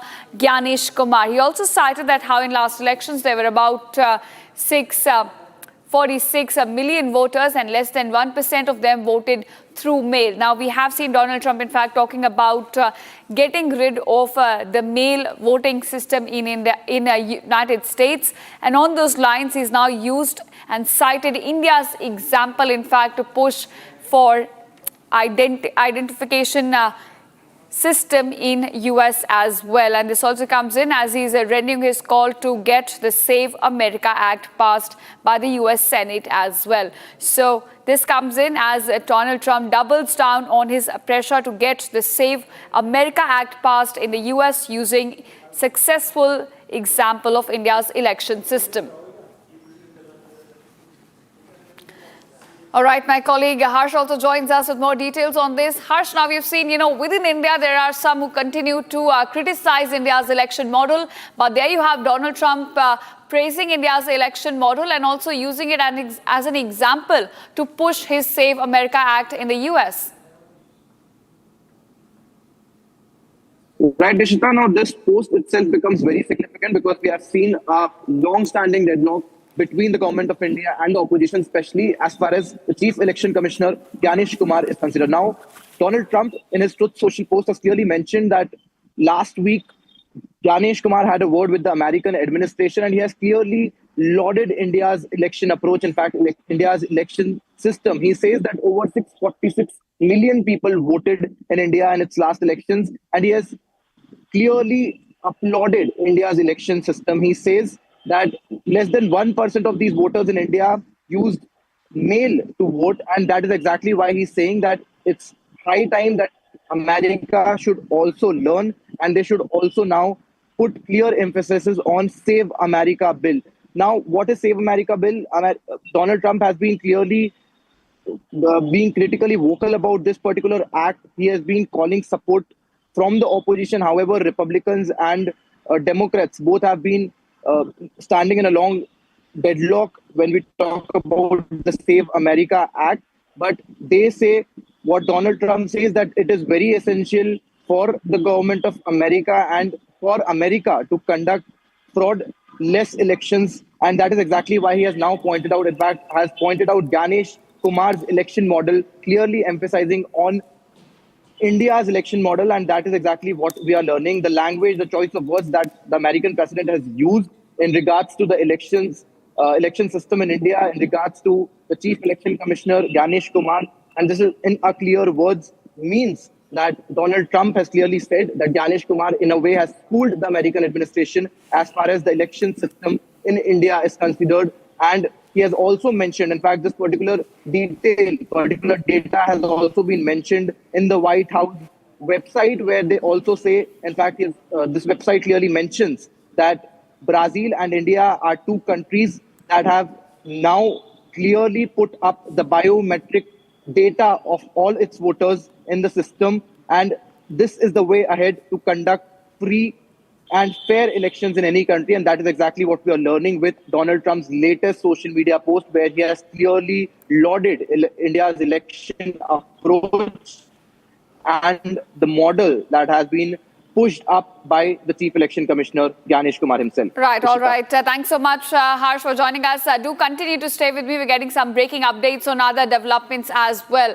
Now, here's Elon Musk, in fact, has announced a new transparency measure on X, stating that any censorship required by governments is now clearly visible. This comes under which users will be notified where government agencies request the removal of specific posts or restrictions on accounts, with the platform also planning to disclose the requesting government body and, where available, the legal basis or the reasoning behind such action as well.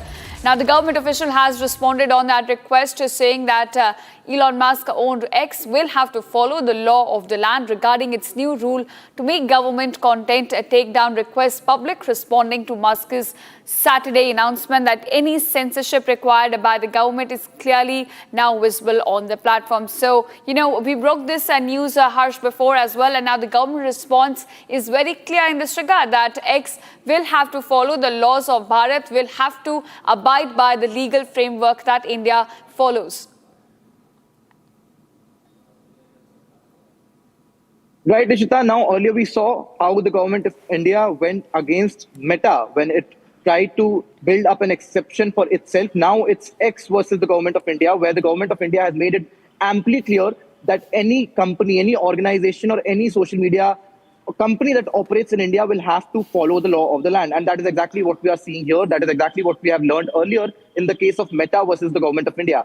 Now, what Elon Musk earlier announced on Saturday via his X account, that any rules that are emphasized by any governments or any bodies in any country will be put on a public domain. And responding to this, the government of India has clearly mentioned that if X needs to operate in India, or if any company for that matter needs to operate in India, they'll have to clearly follow the law of the land. And that is exactly what we are learning. This is exactly what has happened earlier in the case of Meta, where the government has made it clear that if you need to operate in our country, you'll have to operate as per our rules and guidelines. And that is exactly what has happened in this case, after Elon Musk has publicly announced that if there are any changes that are asked by any government, any bodies in any country that it operates in, they'll make it public and they'll make it available on a public domain. However, responding to this, the government of India has made it very clear that if you need to operate in India, it applies to X, it applies to any other country that operates in India.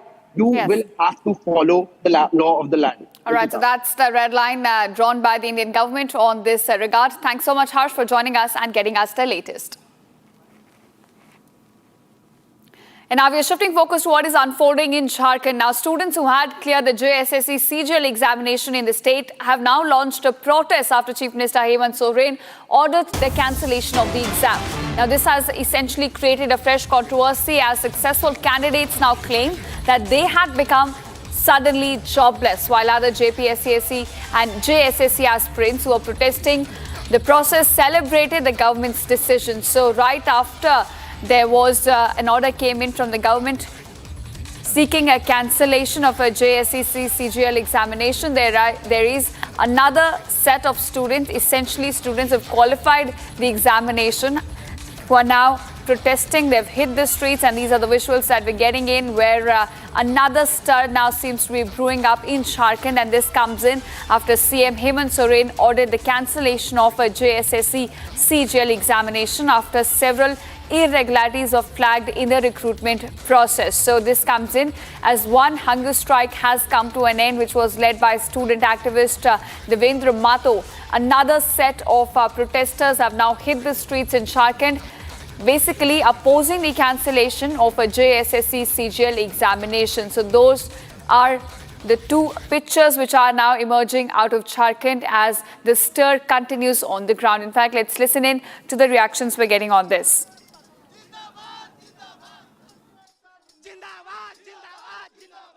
हम लोग हर तरह के जांच के लिए ready हैं।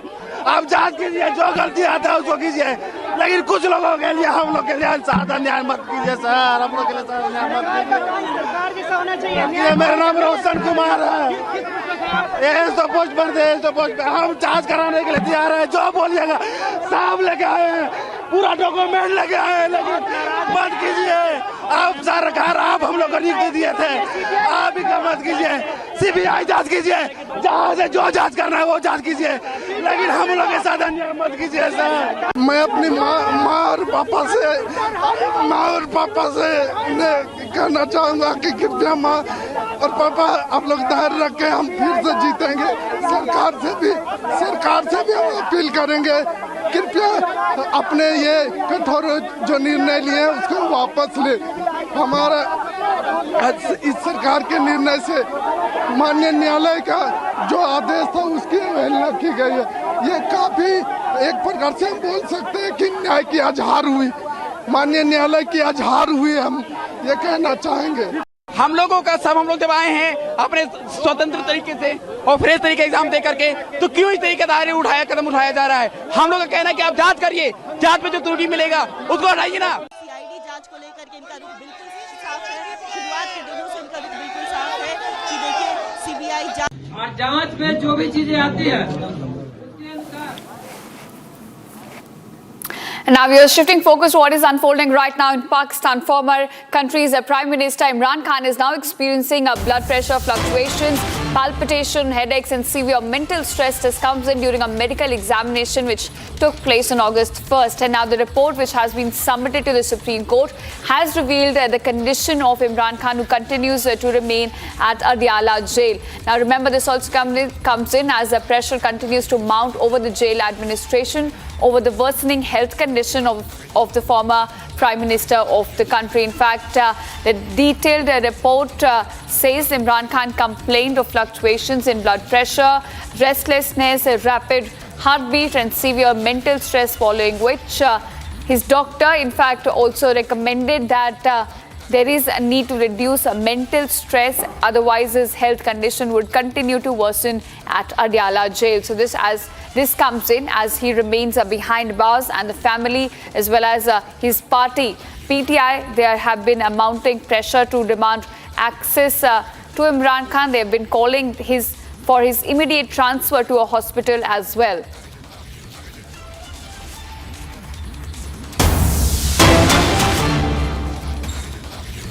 All right, viewers, in fact, we're also getting some Other updates in regards to Imran Khan's health condition. Alima Khan, the sister of imprisoned Pakistan Prime Minister, has now reiterated that he should be treated in a hospital immediately, stating that the family has been demanding since February that he receive medical care in a proper hospital facility in the presence of family members and lawyers amid ongoing concerns over his health reports and treatment while he continues to remain behind bars at Adiala Jail.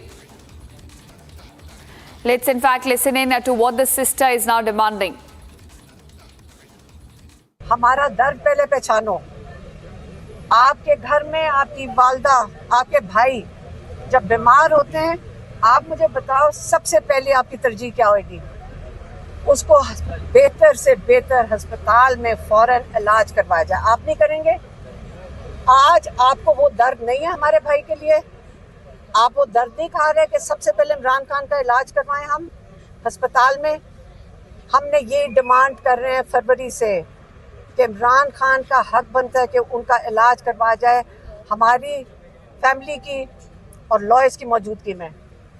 आप ये एजेंसियों की चीज़ों में distract ना हो, मैं आपसे अपील करती हूँ। Now here's Imran Khan's other sister, Dr. Usma Khan, has also stated that Imran Khan explicitly named Asim Munir and that Asim Munir directly has ordered the colonel and must be held responsible if anything happens to Imran Khan. So that's a warning also coming in, an ultimatum issued by Imran Khan's sister that if anything happens to the former Prime Minister of the country, it is Asim Munir who must be held accountable. Let's take a listen. जो मुलाकात हुई, जो मेरी last मुलाकात हुई, उसमें उन्होंने इतने गुस्से में थे और इस तरह के उन्होंने सिर्फ आते ही जब मुझे देखा और हम 4 हफ्ते बाद मिले थे और उन्होंने उसी वक्त मुझे देखते कहा कि ये मुझे कुछ भी हुआ, ये मुझे टॉर्चर कर रहे, बता दो सबको कि मुझे कुछ भी हुआ तो आसिम मुनीर रिस्पॉन्सिबल होगा। कहता है वो डायरेक्ट ऑर्डर्स करता है, सारे जो कर्नल है उसके ऑर्डर्स पे चलते हैं और बार बार मुझे रिपीट किया, उनको गुस्सा था कि ये आसिम मुनीर का कहना, ये आसिम मुनीर अकेला कहते इसका नाम लो कि ये जो करा रहा है मेरे साथ, ये मुझे बहुत टॉर्चर कर रहा है, मेंटल टॉर्चर कर रहा है मुझे। और उसके बाद जब उसी बिना पे जब इनको एनडीयू का पता चला तो ये बहुत इनको गुस्सा चढ़ा। इन्होंने कहा जी मैं और वर्ड्स कि मैं इतनी मुश्किल जेल काट रहा हूं। All right, in fact, my colleague who's been closely tracking these developments also joins us. Gursimran, now we have seen, sisters of Imran Khan coming out and issuing an ultimatum that if anything now happens to Imran Khan, it is Asim Munir who must be held accountable. And at the same time, several medical reports have also come out showing that how his health continues to worsen, while the family is now asking for his immediate transfer to a hospital. So what is that we know about his health condition so far, and how is the family likely to take up this issue now? See, we have seen that despite the court orders, the Pakistani administration, especially the Adiala Jail administration, they are reluctant to allow any of the family members. None of the close legal aid teams or the family members have been allowed to meet Imran Khan. And it's been for 6 months now, because it was in the month of February when the court orders were given, and then it was expected that the family members and the legal counsel will be allowed to meet Imran Khan. But it has not happened. And we have seen that there have been repeated requests that have gone unheard. When it comes to Alima Khan, she has made it amply clear that they have to be available for Imran Khan because he is suffering a lot and his health is deteriorating with each passing day. Now coming to what Usma Khan has said, this is a clear-cut reality that is there, because we know that the General Asim Munir is behind what is happening not only to Imran Khan but to entire Pakistan Tehreek-e-Insaf. Reason being that he was standing firm with the Shahbaz Sharif and the Nawaz Sharif's PMLN and wanted to completely dislodge the PTI, and that is why we have seen that the 9 May arson that has taken place, in which the Army Corps Commander's house was also ransacked, the entire onus was put on those who were actually not going with the orders of General Asim Munir and was standing firmly by the Pakistan Tehreek-e-Insaf. Other than those who stood by the Pakistani army or took the line of the Pakistani army, they were given a free hand. So that is why Usma Khan has said that if anything happens to Imran Khan, it will be General Asim Munir who will be responsible. All right. Thanks, Gursimran, for joining us and getting us the latest on this. And now, viewers, Republic was the first one to tell you its viewers that there was going to be a major reshuffle within the Bharatiya Janata Party as it prepares for 2029 elections. And on Monday, it happened. BJP announced an extensive organizational team led by National President Nitin Abeen. Listen into Republic's Editor-in-Chief Arnab Goswami as he outlines his 4 key insights from the BJP's definitive war room for Mission 2029. I just want to start with a quick analysis of the BJP new list. I have 4 points to make. First of all, you'll get the whole list. Everybody is going to show you the full list, but there are 4 big headlines. First of all, it's a huge comeback for Smriti Irani. She becomes the link person between Lucknow and Yogi and Delhi. She becomes General Secretary in charge of Uttar Pradesh. It's a great responsibility. She can therefore prove that she's in charge.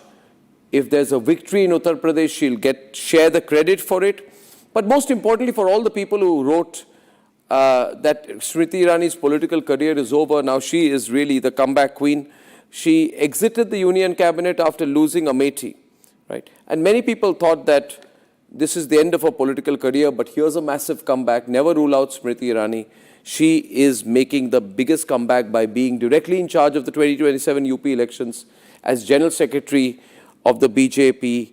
Ladies and gentlemen, big comeback. Second point is tonight, IT cell head of the BJP, Amit Malviya, is out. He's out, and Deepak Maske is replacing him in charge of the BJP social digital warfare decision. Deepak Maske is 58 years old. He comes from Chhattisgarh. He has a lot of experience in the IT and social media cell of Chhattisgarh.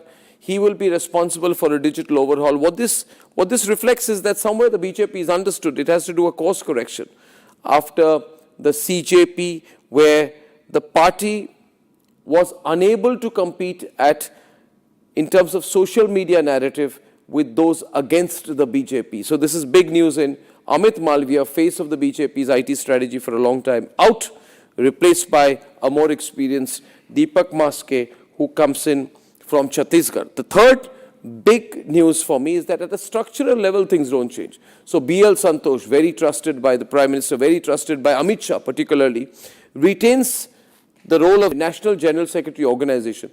This is a very important, almost a permanent institutional presence of the RSS within the BJP machinery.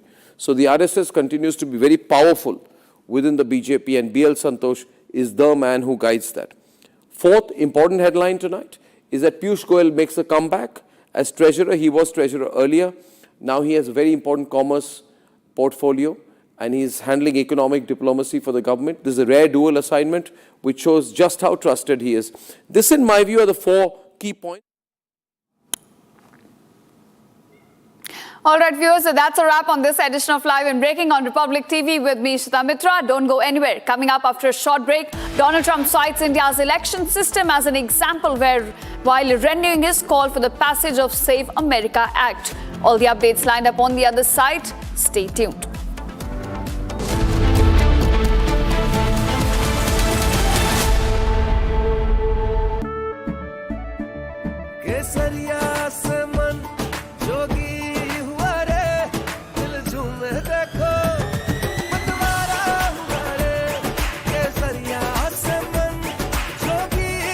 हर पल मनाओ केसरी त्योहार विमल बोलो जुबान केसरी कुछ तो सस्ता लो सब बढ़िया लो इसमें क्या खास बात है थोड़े में ज्यादा स्वाद यही तो है इसकी खास बात AU सेविंग्स अकाउंट में मिलते हैं amazing benefits, paperless banking and higher interest, वो भी हर महीने। Money money money money every month. सोच बदलो और बैंक भी। चमकी चाट से क्या बना है? आलू चाट या फ्रूट चाट, स्वाद बनाए चमकी चाट। क्या बात है? स्वादिष्ट पकोड़े और फरसान, अरे चमकी चाट है इसकी जान। असली स्वाद सिर्फ चमकी चाट। बेस्ट हरा बोर्ड दिखाना। सबसे dependable Century HDF premium plus. Trial लूंगा। श्योर। वाटर रेजिस्टेंट है, स्ट्रॉन्ग है, high density wood fiber structure, advanced German adhesive bonding, solid defence, trial में पास, सेंचुरी के 40 सालों का भरोसा, हरे बोर्ड का असली boss, Century HDF premium plus.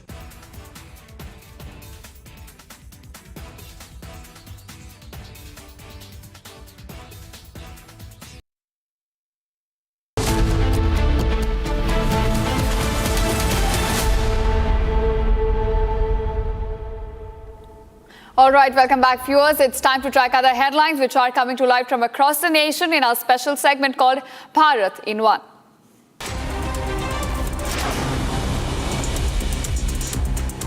At least 8 people have been killed and around 25 injured after a truck rammed into a loading vehicle on highway near Chamka in Madhya Pradesh. The loading vehicle was carrying a laborers returning home after work. Several injured are in critical condition, have now been taken to hospital. Investigation is underway in the incident. A minor girl's body was found inside a suitcase in Ajit Vihar in Burari in Delhi. A large police presence was seen at the spot after the discovery, with the area cordoned off as residents gathered. Police are investigating the circumstances surrounding the death and working to establish the identity of the victim.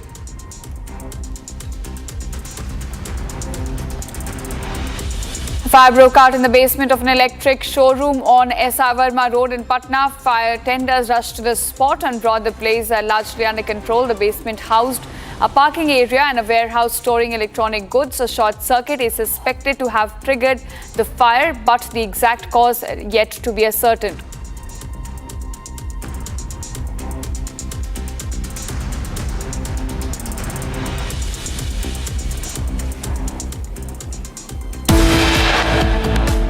Coming up after a short break, former Pakistan Prime Minister Imran Khan's health worsens at Adiala Jail. Imran's sister says if anything happens to him, Asim Munir must be held accountable.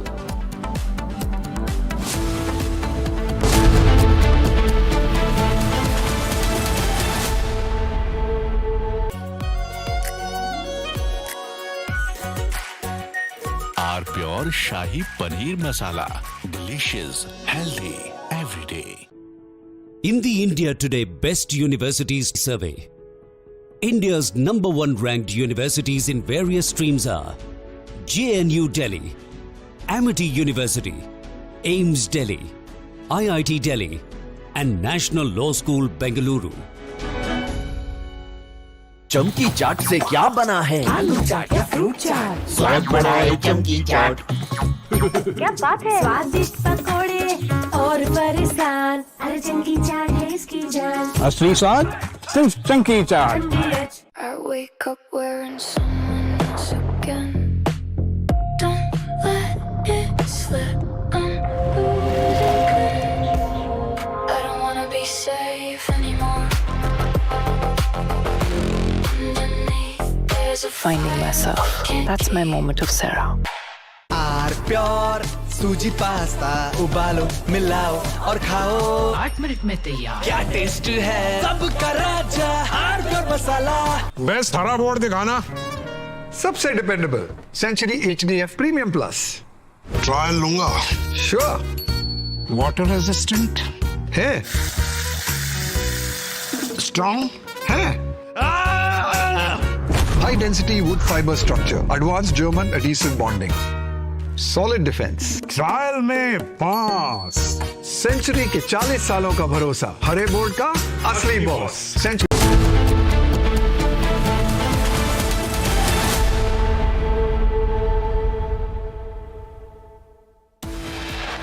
Headlines brought to you by Canara Bank. Together we can. Big win for Jharkhand students. Congress government bows under pressure and cancels the JSSC CGL examinations. इस आंदोलन को साथ देने वाले, सहयोग करने वाले तमाम छात्र को, अभिभावक को, मीडिया बंधु को, पुलिस प्रशासन को और विशेष रूप से झारखंड सरकार को और माननीय मुख्यमंत्री हेमंत सोरेन जी को हम तहे दिल से धन्यवाद देते हैं। Student leader Devendra Mahato ends his hunger strike after the government announces exam cancellation. Mahato discharged from the hospital.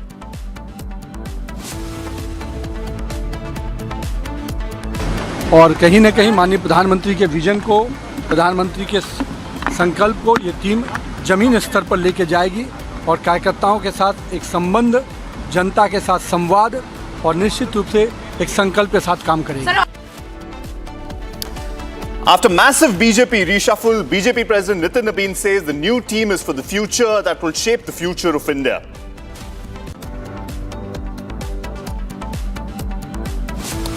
Government says X will have to follow the law of the land regarding its new rule. This after X said it will make censorship requests visible to users.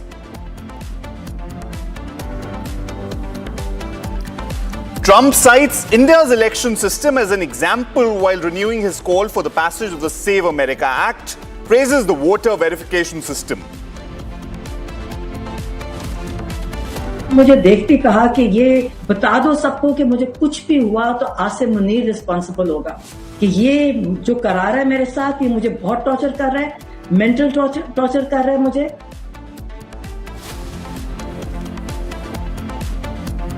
Former Pakistan Prime Minister Imran Khan's health worsens in jail. Imran's sister says if anything happens to Imran, Asim Munir would be responsible for it.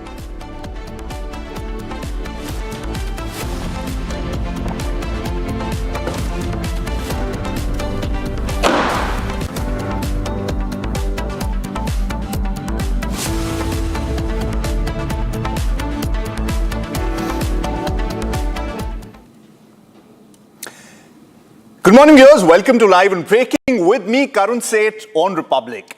Now, after massive BJP reshuffle, BJP President Nitin Nabin says that the party is actually, this is the reshuffle is for the future.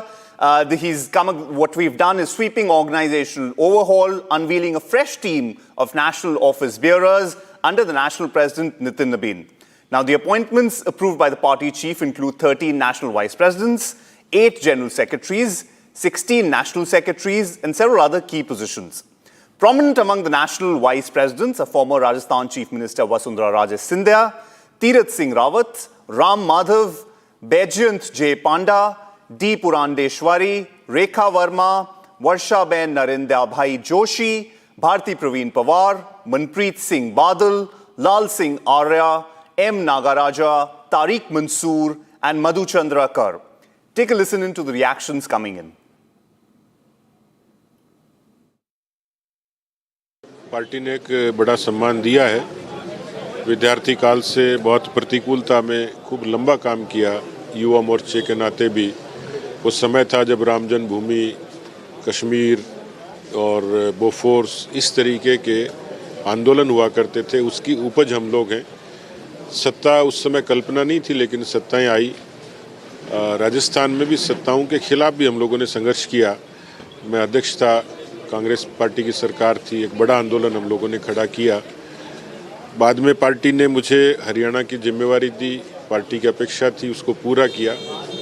तो मैं समझता हूं कि party ने जो भरोसा किया है उसको पूरा करना है। पार्टी जो भी भूमिका देगी, जब भी देगी, जैसी देगी, वो निश्चित रूप से पार्टी के लिए पूरा समर्पित भाव से काम करना है। मतलब बड़ा कमबैक आपका हुआ है विधानसभा में, भले ही हार हो, लेकिन उसके बाद प्रभारी आपको बनाया गया, वहाँ जीत हुई, राज्यसभा भेजा गया और अब बड़ा ये एक्सटेंशन आपको मिला है। शीर्ष नेतृत्व का किस तरह से आभार? मैं प्रधानमंत्री जी का खास तौर पर धन्यवाद ज्ञापन करता हूं कि इतने बड़े देश में, इतने बड़े समूह में उनको कार्यकर्ताओं का ध्यान रहता है और कार्यकर्ताओं की कद्र करते हैं। गृह मंत्री जी, क्योंकि उनके साथ हरियाणा में काम किया, उन्होंने नज़दीक से देखा, उनसे हमने बहुत चीज़ें सीखी। राष्ट्रीय अध्यक्ष जी, क्योंकि ऊर्जावान हैं, नौजवान हैं, उनके साथ काम करने का अवसर, तो मैं समझता हूं कि इन तीनों का और इससे जुड़े हुए तमाम जो लोग हैं उनका बहुत धन्यवाद मैं करता हूं कि जिन्होंने मुझे इस योग्य समझा। राजस्थान में अब कहीं ना कहीं पंचायत निकाय के चुनाव है, ग्रास रूट पर उतरकर आपको बड़ा काम करने पड़ेगा, क्योंकि देखिए ओबीसी बड़ा एक वोट बैंक राजस्थान के लिए माना जाता है। वहाँ क्या प्राथमिकता रहेगी? राजस्थान की इकाई जो भी योग्य समझेगी, जहाँ पार्टी के लिए जितना करना की आवश्यकता रहेगी वो सब करेंगे। मान लें ये जीत कार्यकर्ताओं की, मतलब एक कार्यकर्ताओं की जीत है ये, जो आपको बड़ी जिम्मेदारी मिली है। क्या बताया? ये जो आज आपको बड़ी जिम्मेदारी दी है, तो ये उन कार्यकर्ताओं का एक बड़ा भरोसा है जिन पर आज आपको फिर से केंद्रीय लोगों ने आप पर आभार जताया है। देखिए, जब हम लोग काम करते हैं तो हम सामान्य कार्यकर्ता होते हैं, शुरुआत करते हैं, तो विद्यार्थी काल से लोग जुड़े, तो ये जो जुड़ाव है ये एक भावनात्मक लगाव हो जाता है। तो एक बड़ा आपका एक पार्टी का शुभचिंतक वर्ग आपके साथ जुड़ता है, वो आपकी तकलीफ में दुखी होते हैं, आपके सुख में सुखी होते हैं। तो भारतीय जनता पार्टी के कार्यकर्ताओं का एक चरित्र है, पार्टी का एक चरित्र है कि इस तरीके के किसी भी अच्छे काम को एक साथ सेलिब्रेट करते हैं। ये बताइए कि ये आपको क्या अनुमान था कि आप बनेंगे राष्ट्रीय सचिव? देखिए, इतने बड़े पद का अनुमान मेरे जैसे सामान्य परिवार से आने वाला बहुत सामान्य कार्यकर्ता इतने बड़े पद का अनुमान लगा ले तो ये कहना मेरे लिए बहुत गलत होगा। ये बात ज़रूर है कि मैं लंबे समय से पार्टी ने जो दायित्व दिया है उसका निर्वहन मैंने बिहार में बहुत अच्छे किया है। मैं लंबे समय तक मंत्री रहा संगठन में, मैं फिर उपाध्यक्ष रहा, मैं शाहबाद का इंचार्ज भी रहा, मैं मिथिला का प्रभारी भी रहा। तो इस नाते मैंने संगठन में अच्छा काम किया।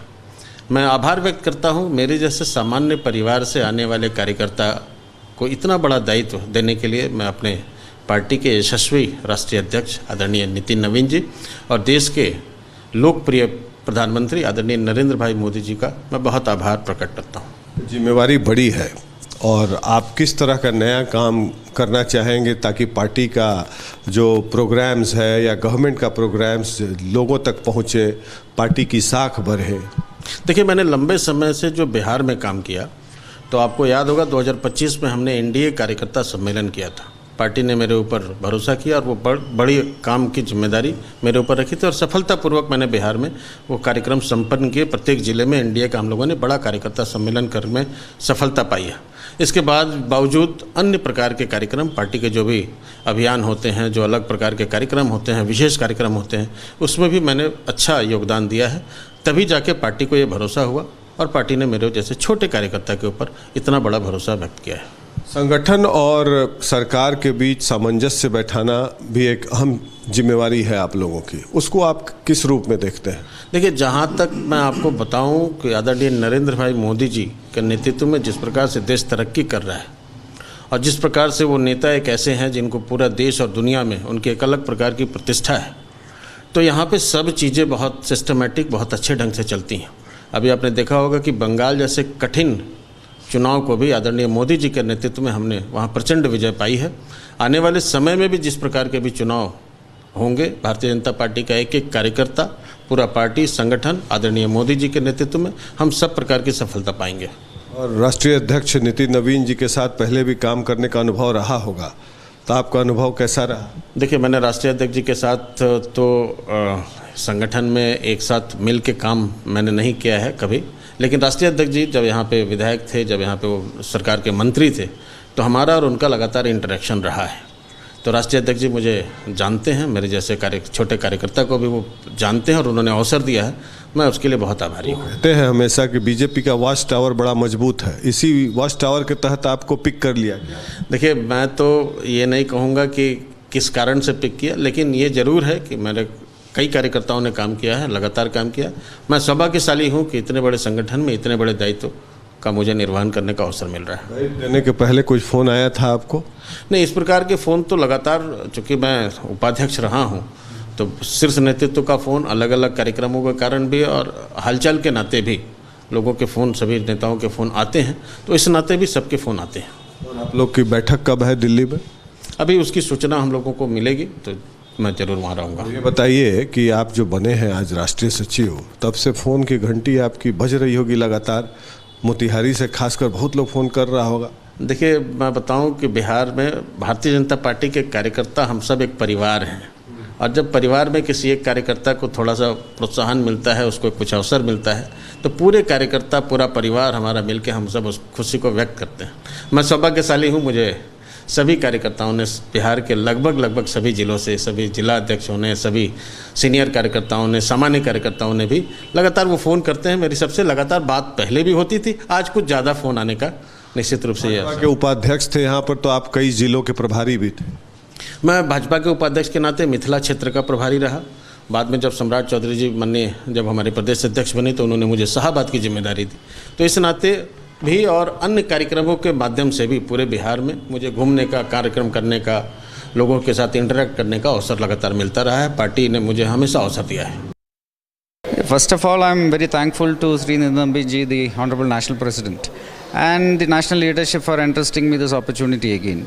The last 3 years I had the honor of serving under Sri J.P. Nadda ji and as a National Secretary. And during that time, there were a lot of organizational responsibilities that I had. And during that time, the party under his leadership did win a lot of elections for the first time, and the world's largest party got even bigger. Now, we are very sure that under the dynamic leadership of Sri Nidhambi ji, who is the youngest ever president of the world's largest party, the world's largest party will get even bigger, and we will keep increasing our footprints in a lot of areas where we are again growing. And it will be a time where the party will transcend a lot of limitations we currently are perceived to face. And the largest party in the world will keep growing, and we will all together work towards our Prime Minister's long-term vision of a Vikasit Bharat. So, Anil ji, also speak to us about your father, who has been a long-term senior leader of Congress. In fact, he has served as the defense minister for a long time. How is your politics different from your father? Because obviously he is a senior leader himself, and now you joining hands, in fact, serving as the core team of the Bharatiya Janata Party. How is it different? See, my father has retired from active politics some time back. During his time, he had also worked quite a lot for national interests. But unfortunately, I said it in a lot of places. Like the Congress led by Sri Rahul Gandhi has gone to another tangent, which is completely cut off from realities in a lot of manner. Mr. Gandhi and his team are very cut off from India's political, social, economic and cultural consciousness. And at this moment, when I joined the party itself, I had made it very clear that at this moment there is only one true national party that is led by a leader that got an actual long-term vision to take this country forward, which is the Bharatiya Janata Party led by Prime Minister Sri Narendra Modi ji. He has a very clear vision, which we saw during his speech at the Red Fort also on Independence Day, where it's a very clear vision for the next 21 years, where by 2047 we have to be a fully developed upper middle income Vikasit Bharat. And for that, the Prime Minister is putting a lot of focus on core areas from AI to semiconductors to critical areas like defense and space and skilling, where the next generation, our young population, we are the youngest country in the world. Our median age is 29 now. There are some states where median age is under 25. And the Prime Minister got a vision to ensure that the youth are also a part of this nation building process, where they are the present and the future of this country. And we are all working towards a long-term, clear national mission. And there is no other party in this country that is doing that. So I am very honored and that I am working for that mission. Obviously, because you are one of the youngest faces to take one of these positions in the party, in the Bharatiya Janata Party itself. And your father has also served as the Chief Minister of Kerala once. Do you see, not immediately, but at some point in time, do you see taking his position, taking to all the expectations that your family must have with you, including the political supporters you have back in Kerala? See, family is family, politics is politics. Like, these are very different. So, like, right now I have my roles and responsibilities, and whatever are my roles and responsibilities, I try to ensure that I work to the best of my capacity to repay the trust that is given by the leadership. Well, last question would be FCRA, because you come from Kerala. There is a lot of criticism against the Foreign Contribution Regulation Act and the amendments that are in talks. So do you see, when you were being appointed, in fact when these meetings were being held, were there any discussion with the senior management, senior leadership of the party about Foreign Contribution Regulation Act, and how should it be imposed without affecting, you know, the rights of the minority communities in Kerala and across different states? See, this is a discussion that will require a lot of time. But it was very unfortunate that the Congress party and the opposition did not allow a single day of parliament to function. The Honorable Home Minister himself had said very clearly that he is ready for any discussion in the parliament. But unfortunately, this is the first time where an opposition is running away from a debate. And various facts were presented by the party in front of the general public. And the first time the FCRA Act came into this country in 76, where it is during Indiraji's time that an act was brought in. And in 2010, the act was strengthened. And now the current act is to ensure that, you know, vested interest people from outside the country don't intervene in this country's internal functioning. But unfortunately, the government plans were not even allowed to be presented in the parliament by the opposition, which is very disappointing and shameful. All right, viewers, some breaking news coming in. In a major nationwide crackdown announced ahead of the Independence Day, Indian security agencies dismantled the ISI-backed Shehzad Bhatti network. Now, this is a Pakistan-based net terror gangster syndicate. It's a terror gangster syndicate detaining over 250 operatives across 14 states and recovering IEDs, grenades bearing Pakistan Ordnance Factory markings, firearms and surveillance equipment used for espionage. Union Home Minister Amit Shah stated that the coordinated operation, which involved real-time intelligence sharing and resulted in more than 200 arrests and over 80 FIRs under the UAP and related laws, foiled planned subversive attacks, with the network having recruited local youth via social media to conduct reconnaissance on sensitive sites, including defense installations. Have a look.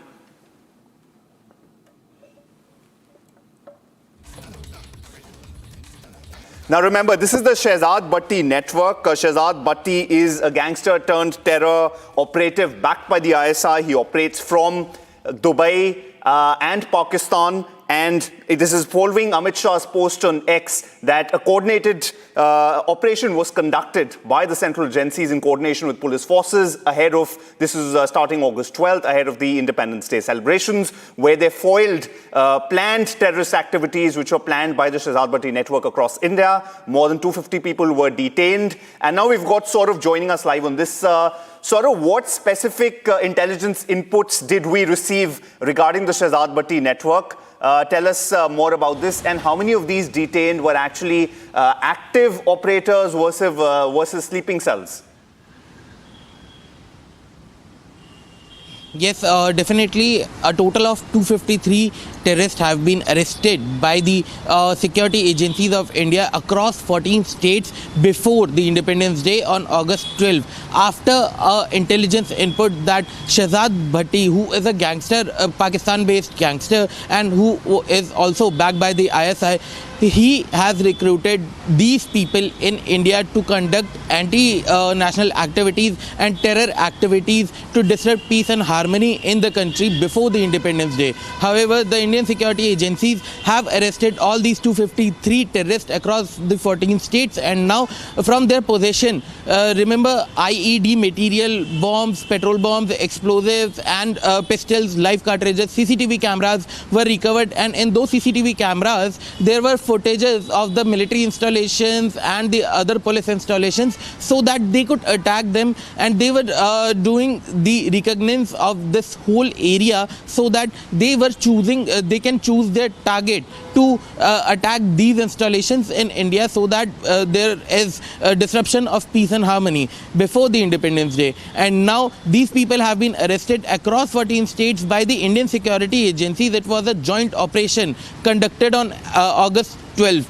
And I want to tell our viewers that the modus operandi of this whole network is that they target the financially weak youths who are looking for jobs and who were looking to make easy money, and after through social media they recruit these people in India only, and they dangle some money in front of them and they give them the task and they assign them a particular area to conduct the reconnaissance so that they can put out the CCTV cameras, they can get the footages of the military installations, they can also coordinate the arms and ammunitions through their network, and the grenades and the IED material which was recovered in this raid. They also had a Pakistan Ordnance Factory marking on it, which clearly shows that those arms and ammunitions were transported via Pakistan to India to conduct such activities in the country ahead of the Independence Day. It's a great effort by our security forces, by the coordinated effort by the security agencies, both the central as well as the police forces.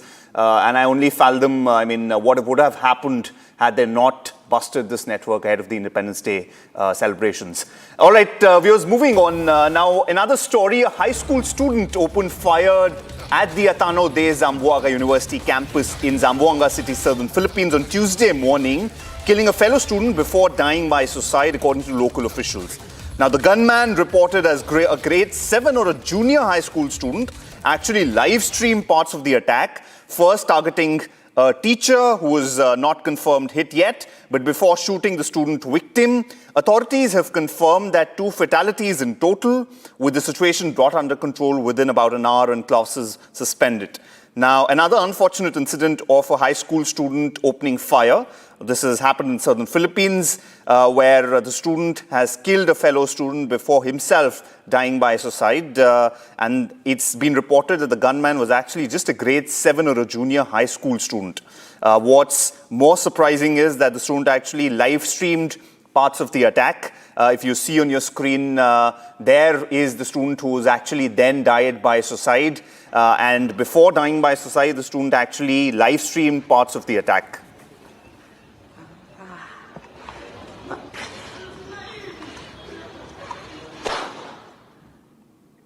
All right, moving on to our next story, we'll move on to Bharat in One, where we're looking at national stories making waves across the nation.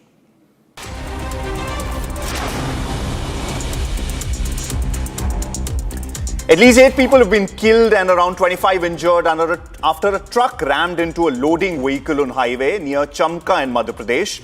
The loading vehicle was carrying labourers returning home after work. Several injured are in critical condition and have been taken to hospital. Investigation is underway. A minor girl's body was found inside a suitcase in Ajit Vihar, Burari, Delhi. A large police presence was seen at the spot after the discovery, with the area cordoned off as residents gathered. Police are investigating the circumstances surrounding the death and working to establish the identity of the victim and the sequence of events that followed. The inauguration ceremony for full-scale EXIM cargo operations at the Vizhinjam International Seaport is scheduled to be held today at 10:30 a.m. The event will mark the commencement of full-scale import-export cargo operations at the port. The event is being organized by Adani Ports, which operates Vizhinjam International Seaport.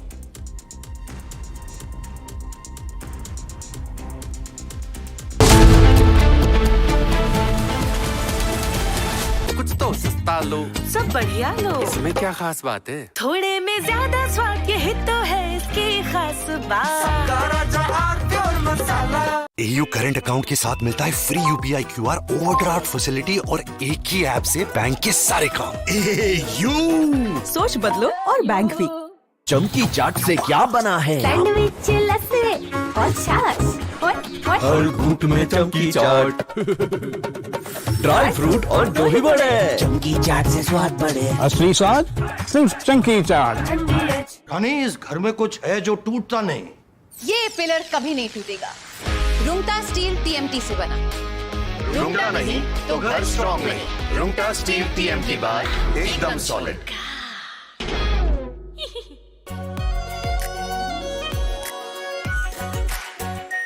Are pure shahi paneer masala, delicious, healthy everyday.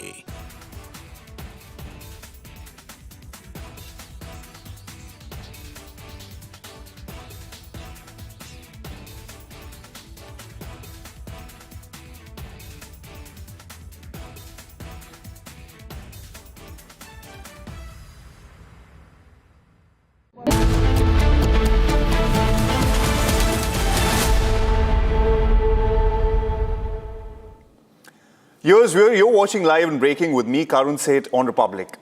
Now, viewers, leaders of opposition parties have openly declared themselves as Dimagi Naxals. This comes after the Prime Minister mentioned how India still needs to defeat Dimagi Naxals even after Maoism has been successfully eliminated.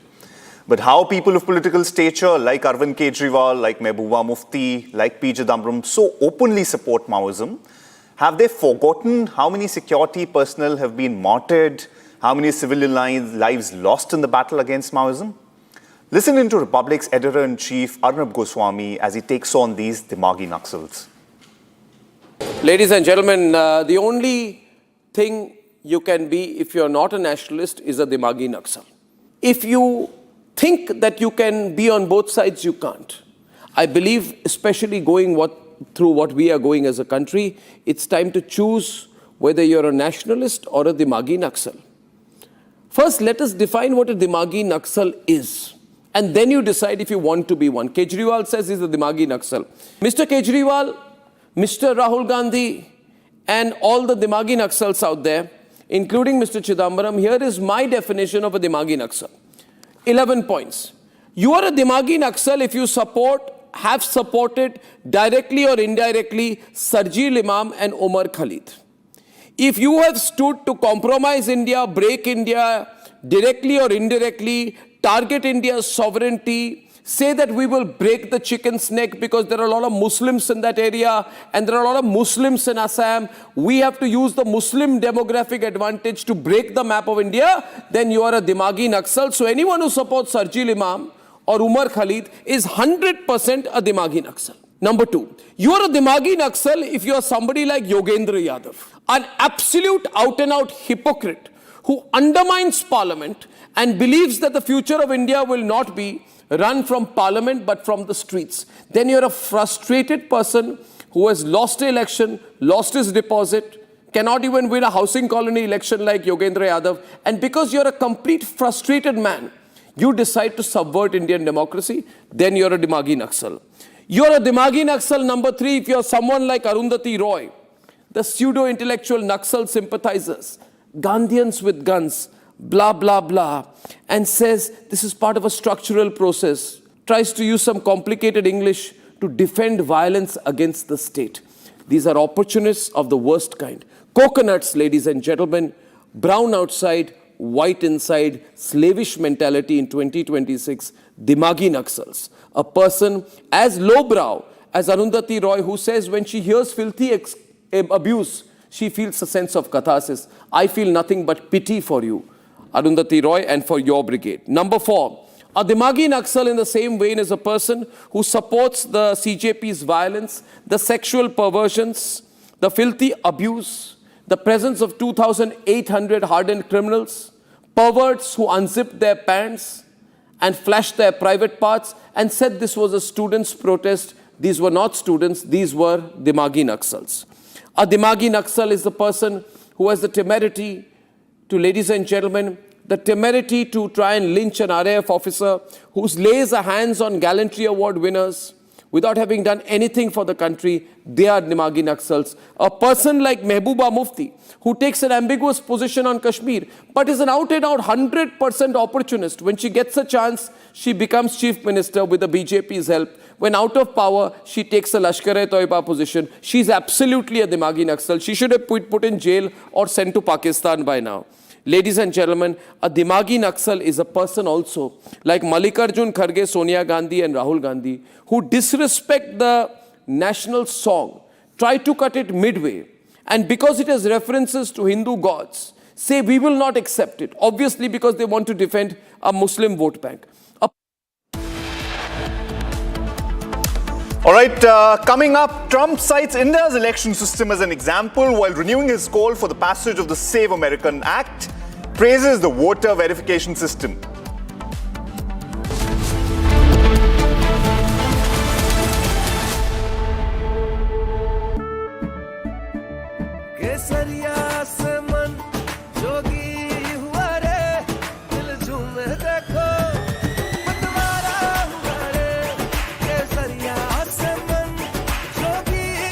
हर पल मनाओ केसरी त्योहार।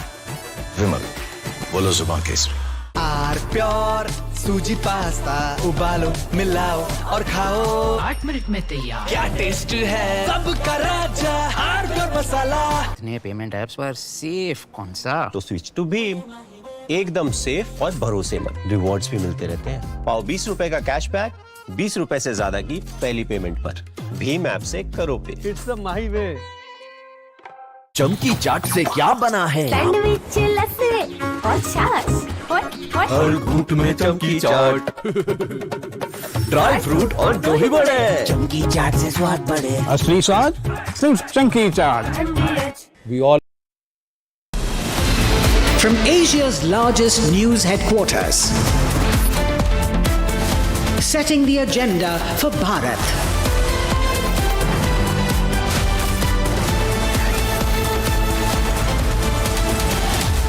You're watching Republic.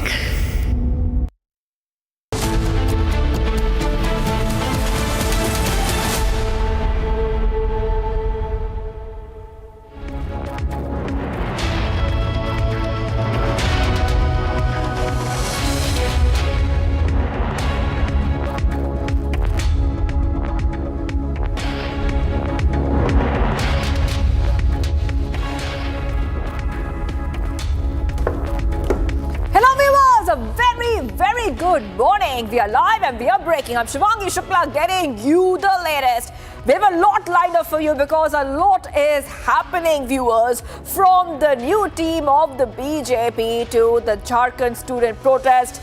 The Jharkhand government has cancelled the government recruitment exams and we have a lot coming right up. But the headlines first. Let's get started. Headlines brought to you by Canara Bank. Together we can. The top headlines we're tracking right now. Big win for Jharkhand students. Congress government bows under pressure and cancels the JSSC CGL examinations.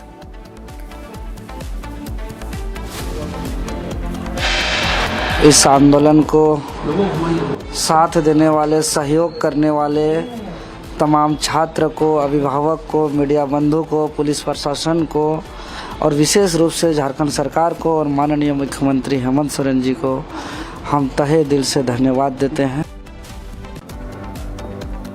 Student leader Devendra Mato ends his hunger strike after government announces exam cancellation. Mato discharged from the hospital.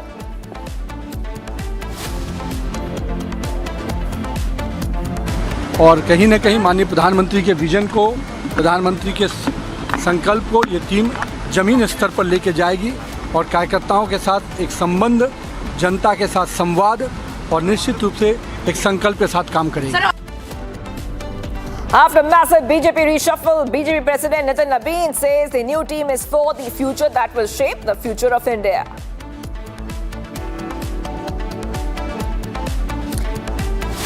The government says X will have to follow the law of the land regarding its new rule after X said it will make censorship requests visible to users. Trump cites India's election system as an example while renewing his call for the passage of the Save America Act. Praises the voter verification system.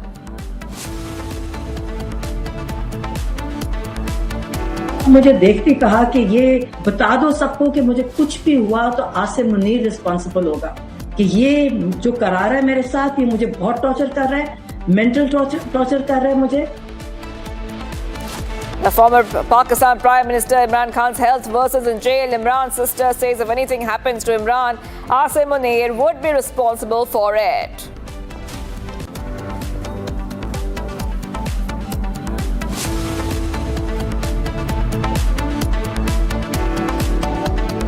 Viewers, getting to some big breaking news coming in. Kiran Rijiju says that Deep K is a Aam Aadmi Party worker from Maharashtra on the young leadership that has in fact emerged from the protests at Jantar Mantar. The Parliamentary Affairs Minister Kiran Rijiju says the students' concerns are valid, but the attempt by the Aam Aadmi Party and others to hijack the situation is not right. Abhijit Deep K is from Maharashtra, but he is an Aam Aadmi Party worker. How did he become a student? Students have a certain passion and one can engage in dialogue with them, but when political parties try to grind their own political axis by hiding behind students, that is simply not right. So we get these updates coming in, viewers of Republic TV. Rijiju reveals about Deep K and he's saying that Aam Aadmi Party is trying to hijack the students' protest. And let's go straight across to my colleague who's joining us. Let's go to Saurav who's joining us live. Saurav, I'm coming across to you right now. This is the big statement coming in from the Union Parliamentary Affairs Minister Kiran Rijiju. And he's saying that Abhijit Deep K is from Maharashtra and he's actually a Aam Aadmi Party worker, not a student. Yes, Shivangi, you rightly pointed out that the Parliamentary Affairs Committee Minister Kiran Rijiju has now slammed the CJP and the Aam Aadmi Party for getting the political gain of the student protest which took place in Jantar Mantar over the NEET examination. And he also said that Abhijit Deep K is from Maharashtra and he is associated with the Aam Aadmi Party. And this is what the Republic Media Network is also saying since day one of this protest, that all all the CJP leadership is connected with the Aam Aadmi Party. We have exposed them. We have exposed the pictures of them with the Aam Aadmi Party national convener Arvind Kejriwal. And this is the biggest scoop which the Republic Media Network has done. And now the Parliamentary Affairs Committee Minister Kiran Rijiju has also alleged that Abhijit Dipke, who is the founder of the CJP, is from Maharashtra and he is associated with the Aam Aadmi Party. And the Kiran Rijiju has also slammed the Aam Aadmi Party for this protest, and he said that the students have a certain kind of passion and one can engage with them in a dialogue. But when the political parties try to hijack this whole protest done by the students in the national capital, then only the dialogue doors were closed and this protest turned violent, and we have all seen that more than 250 police officials got injured in that protest. And now Kiran Rijiju has slammed both the parties and said that student protests should not be hijacked by some political party to gain political mileage from that, and students can come into dialogue with the government over their certain issues which they are facing, Shivangi. That's right. Well, thank you for getting us all those details. I'll be coming back to you for more, Saurabh. I'm getting some more breaking news coming in. DMK mouthpiece has now written an article, and there the mouthpiece of DMK has slammed Vijay and said Vijay's act was disgusting and disrespectful on Independence Day. Now, they were talking about the Independence Day event where actress Trisha was made to sit in the front row and CM saluted to her. And the opinion piece reads, and I quote here, "Shame on him. Those who voted for him could not bear the sight of an actress sitting in the front row with a smile and both of them saluting each other. The person who tries to justify it by making it a matter of honor is the Chief Minister of Tamil Nadu. In just 3 months, he has become afraid of losing his influence and position. His speech betrayed that as well." So this is what we see right now. Back-to-back updates coming in here on Republic TV. Okay, let's go straight across to my colleague Shardha, who's joining us live. Shardha, I'm coming across to you. What exactly happened there? Because, you know, there has been a lot which has happened. When we talk about the Trisha case, Trisha was caught in a DMK, TVK political crossfire earlier, we know that. But this time, the DMK mouthpiece has slammed CM Vijay. If you could help our viewers understand what was the context of this latest development. Well, the DMK has been continuously slamming the Chief Minister Vijay in relation to actress Trisha. So last week we saw Udayanidhi Stalin, the leader of opposition, being arrested for a crass comment made against Trisha while he was on a protest on the Kaveri water dispute. Today, the Murasali, which is the mouthpiece of the DMK, has once again targeted the relationship between the Chief Minister and the actress, saying that an actress was made to sit in the first row and they saluted to each other. Today in the paper, the DMK's opinion piece stated that it was a disgraceful, shameful act, and also said that being a Chief Minister who is hoisting the flag on the Independence Day has given more importance to an actress than the country and the state in itself. So the DMK is once again targeting an actress and the personal relationship between the Chief Minister and another person. So DMK has been doing this continuously for a while. This is not the first time. We saw previously multiple DMK MLAs and leaders targeting towards an actress and the personal life of the actress with the Chief Minister. Meanwhile, it's not just the DMK, the BJP leader Nainar Nagendran also recently spoke very bad in a derogatory manner about Trisha as well as Vijay's mother, and for which a case has been filed at the DGP office. So it's always been that when the TVK has taken over in the state of Tamil Nadu, it's always surrounding between the DMK versus TVK, keeping Trisha as the main point that they keep attacking the Chief Minister. That's right. Okay, thank you for getting us all those details. I will be coming back to you for more on this story. I'm getting some more breaking news coming in. NIA court has now issued a non-bailable warrant against Lashkar Chief's right-hand man. That is right, viewers. Huge updates coming in here on Republic TV. Let's tell you that Jammu NIA court has issued a non-bailable against Lashkar Operational Commander Abu Sumana. Sumana is behind the attacks on the security forces and innocent civilians in Kashmir. Abu Sumana is, by the way, considered second to Lashkar Chief Hafiz Saeed and operates from an area in Islamabad. Abu Sumama coordinates financial and logistical support for LAT terrorists active in Jammu and Kashmir. He has been declared as terrorist under the provision of the Unlawful Activities Prevention Act by the MHA in July this year. Huge updates coming in. Non-bailable warrant against Lashkar Chief's right-hand man. And for more, I want to go straight across to my colleague, Goswami, is joining us live. Goswami, coming across to you. A very good morning to you, Goswami. Our viewers would like to know that now this non-bailable warrant has been issued. This particular terrorist operates from Pakistan, that to Islamabad, Goswami. Yes.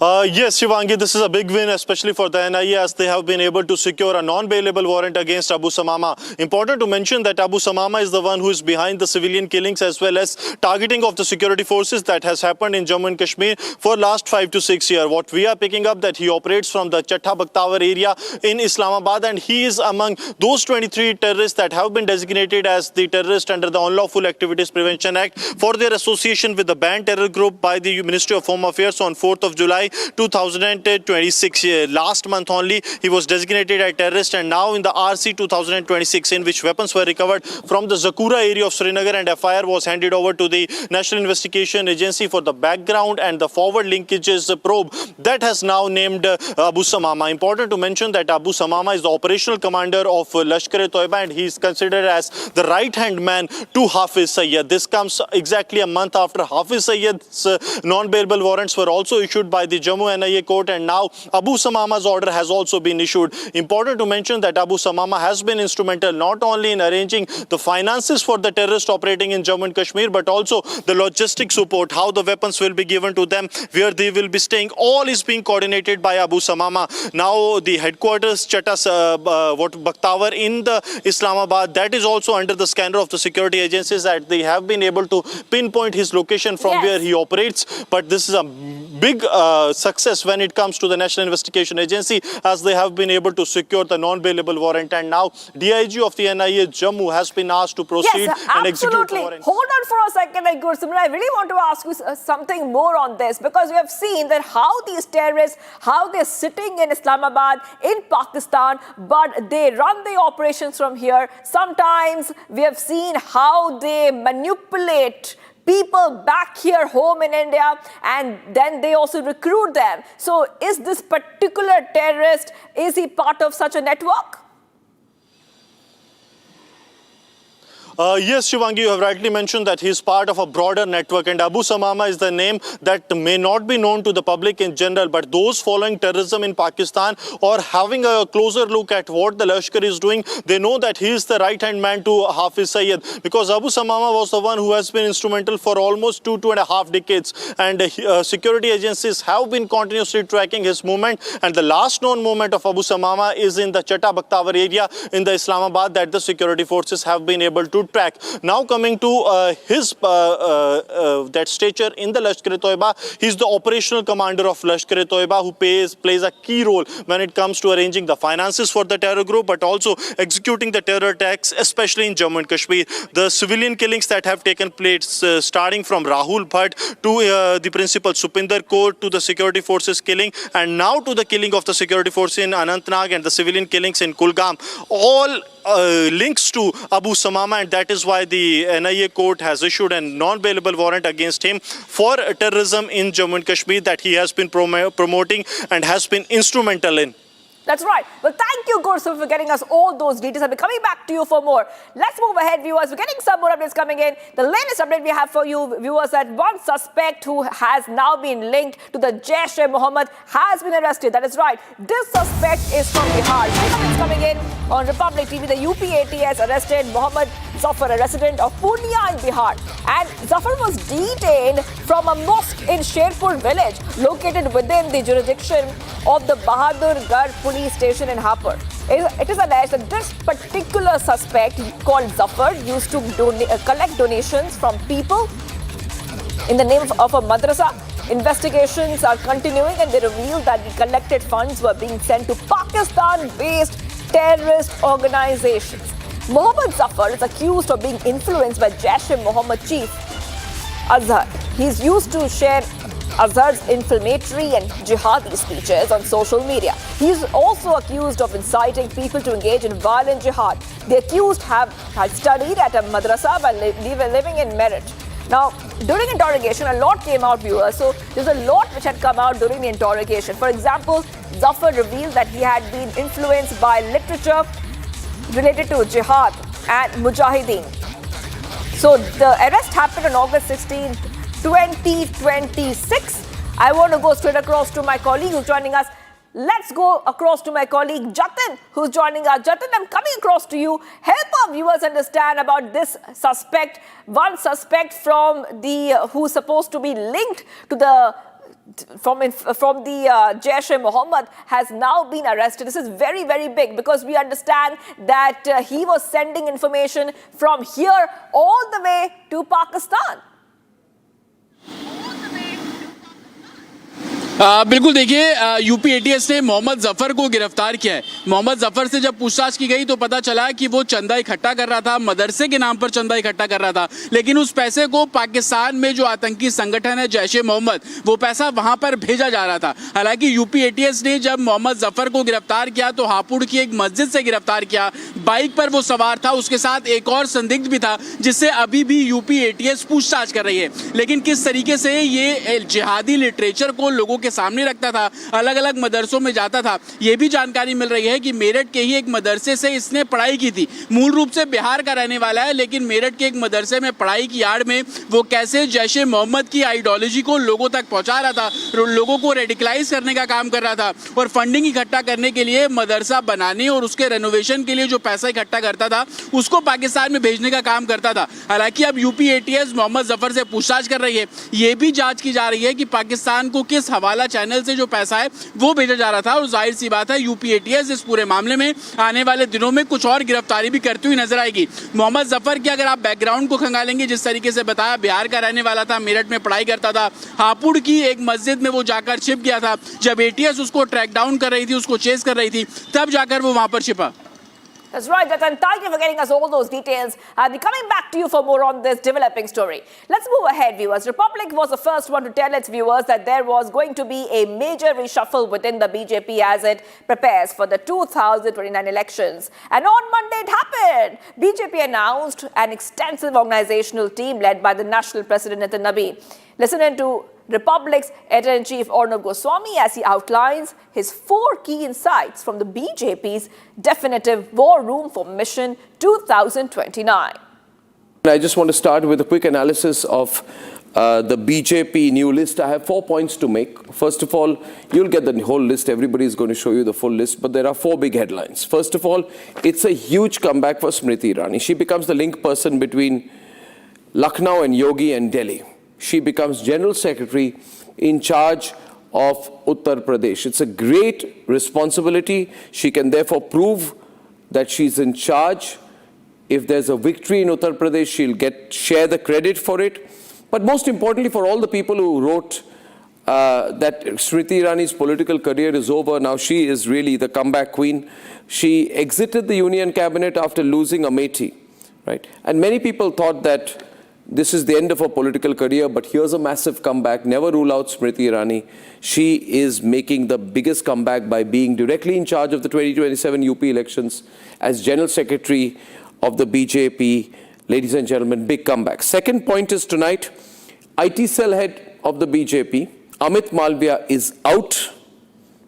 He's out, and Deepak Maske is replacing him in charge of the BJP social digital warfare decision. Deepak Maske is 58 years old. He comes from Chhattisgarh. He has a lot of experience in the IT and social media cell of Chhattisgarh. He will be responsible for a digital overhaul. What this reflects is that somewhere the BJP is understood. It has to do a course correction after the CJP, where the party was unable to compete in terms of social media narrative with those against the BJP. So this is big news in Amit Malviya, face of the BJP's IT strategy for a long time, out, replaced by a more experienced Deepak Maske, who comes in from Chhattisgarh. The third big news for me is that at a structural level, things don't change. So BL Santosh, very trusted by the Prime Minister, very trusted by Amit Shah particularly, retains the role of National General Secretary Organization. This is a very important, almost a permanent institutional presence of the RSS within the BJP machinery. So the RSS continues to be very powerful within the BJP, and BL Santosh is the man who guides that. Fourth important headline tonight is that Piyush Goyal makes a comeback as treasurer. He was treasurer earlier. Now he has a very important commerce portfolio, and he is handling economic diplomacy for the government. This is a rare dual assignment which shows just how trusted he is. This, in my view, are the 4 key points. And in the short break, viewers, do not go anywhere. The government says X will have to follow the law of the land. That is right. This is after X said it will make censorship request visible to users. Stay tuned.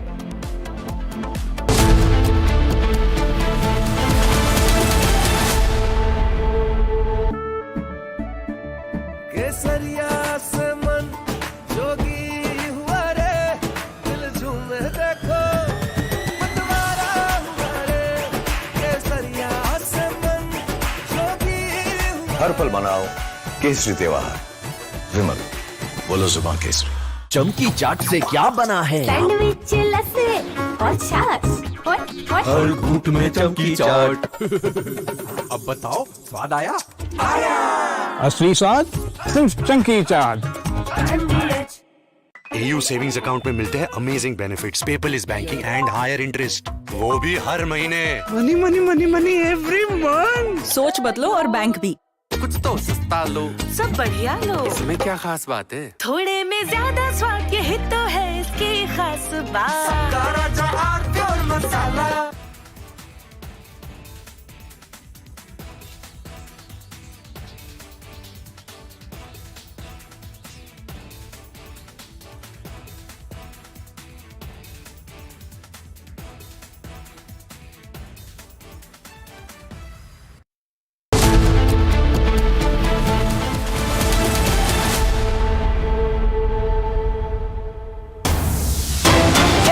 Breaking news coming in. 11-year-old killed in a pothole incident in Pune.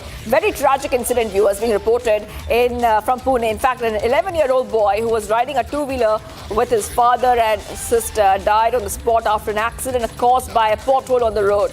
The incident took place around 7 p.m. near Durga Cafe opposite Green Court Society. The entire incident was captured on CCTV cameras. According to the prelim information, the father was taking his son and daughter on a two-wheeler. Now, while riding, the vehicle lost its balance and skidded off after the wheel went into the pothole on the road. In the accident, the 11-year-old boy fell into the road and was run over by a truck approaching from behind. He died on the spot. Very unfortunate, viewers, because now we see that the local residents are extremely angry over the road's poor condition, and they've demanded that the administration immediately fill the potholes, repair the road, and implement adequate safety measures at accident-prone zones. The police are investigating the incident and the sequence of events with the help of CCTV footage. Further investigation into the matter is underway. So we get these updates coming in, viewers. One more very unfortunate incident, and we have put out the pictures. We have put out that CCTV camera pictures because the entire incident was caught on CCTV cameras. It's a very unfortunate incident that we're seeing on our screens. The father was taking his son and daughter on a two-wheeler. While riding, the vehicle lost its balance, skidded off the road, and went into a pothole on the road. An 11-year-old boy fell into the road and was run over by a truck approaching from behind. The police are investigating this case. The sequence of events are being looked at with the help of CCTV footage. Further investigation into the matter is underway. We're getting some more breaking news coming in, viewers. This is a global breaking that we're tracking for you. We know that a high school student has opened fire at a college or a university. This is Zamboanga University in the Philippines. And we know that a fellow student has been killed before dying by suicide. According to local officials, the gunman is only a grade 7 or a junior high school student, live streamed parts of the attack, first targeting a teacher who was not confirmed hit before shooting the student victim. Authorities confirmed that 2 fatalities in total, with the situation brought under control within about an hour, and classes have been suspended. High school student opened fire at a university in Zambianga city.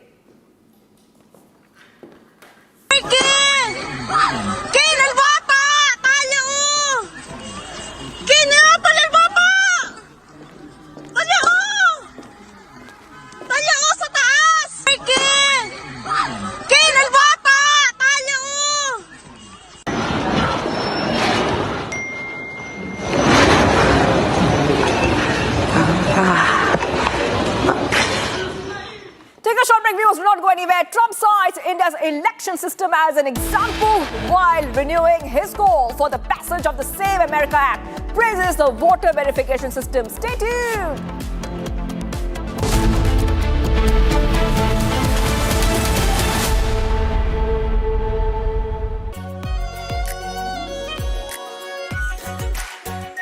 Are pure shahi paneer masala, delicious, healthy everyday.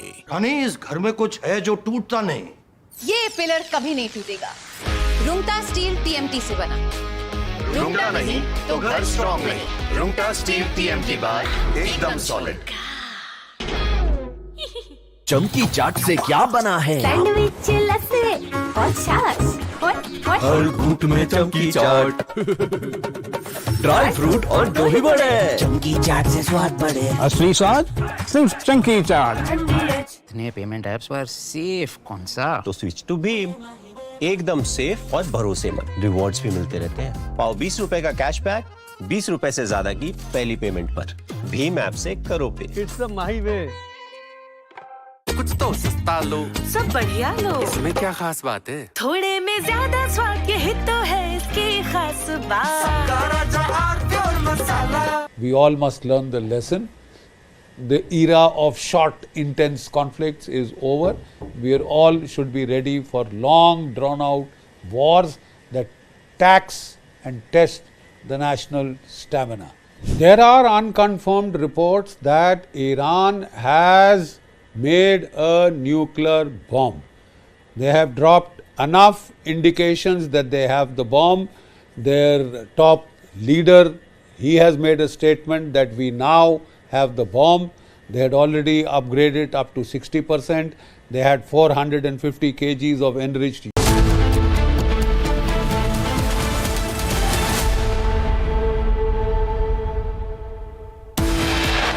Headlines brought to you by Canara Bank. Together we can. Viewers, top headlines. Big win for Jharkhand students. Congress government bows under pressure and cancels the JSSC CGL examination. इस आंदोलन को साथ देने वाले, सहयोग करने वाले तमाम छात्र को, अभिभावक को, मीडिया बंधु को, पुलिस प्रशासन को और विशेष रूप से झारखंड सरकार को और माननीय मुख्यमंत्री हेमंत सोरेन जी को हम तहे दिल से धन्यवाद देते हैं। Student leader Devendra Mato ends his hunger strike after government announces exam cancellation. Mato discharged from the hospital.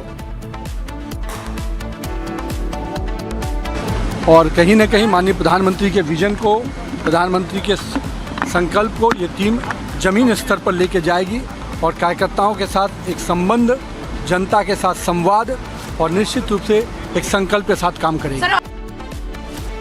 After a massive BJP reshuffle, BJP President Nitin Nabin says a new team is for the future that will shape the future of India. Government says X will have to follow the law of the land regarding its new rule after X said it will make censorship requests visible to users.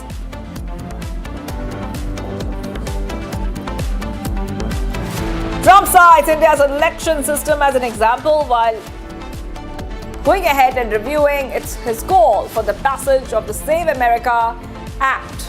Praises the voter verification system.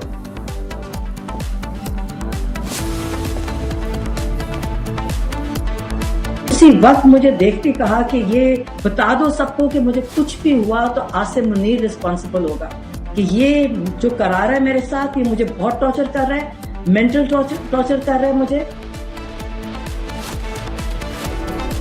The former Pakistan Prime Minister Imran Khan health worsens in jail. Imran's sister says if anything happens to Imran, Asim Munir would be responsible for it.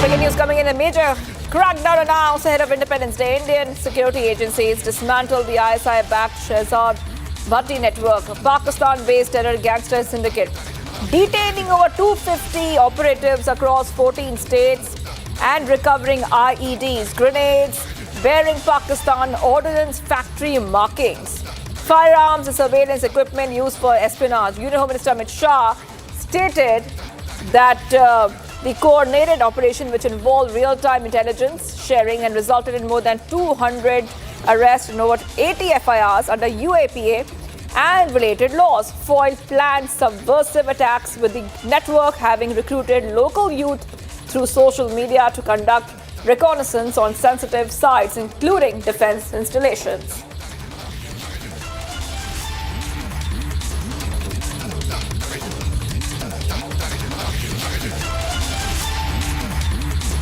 All right, viewers, in fact, my colleague Saurav also joining us with more details on this. Saurav, it's a big crackdown that's now taken place against this ISI-based network, and Republic, in fact, has now accessed some exclusive information about how this entire operation was unfolded. Give us more details that we've gathered at the moment.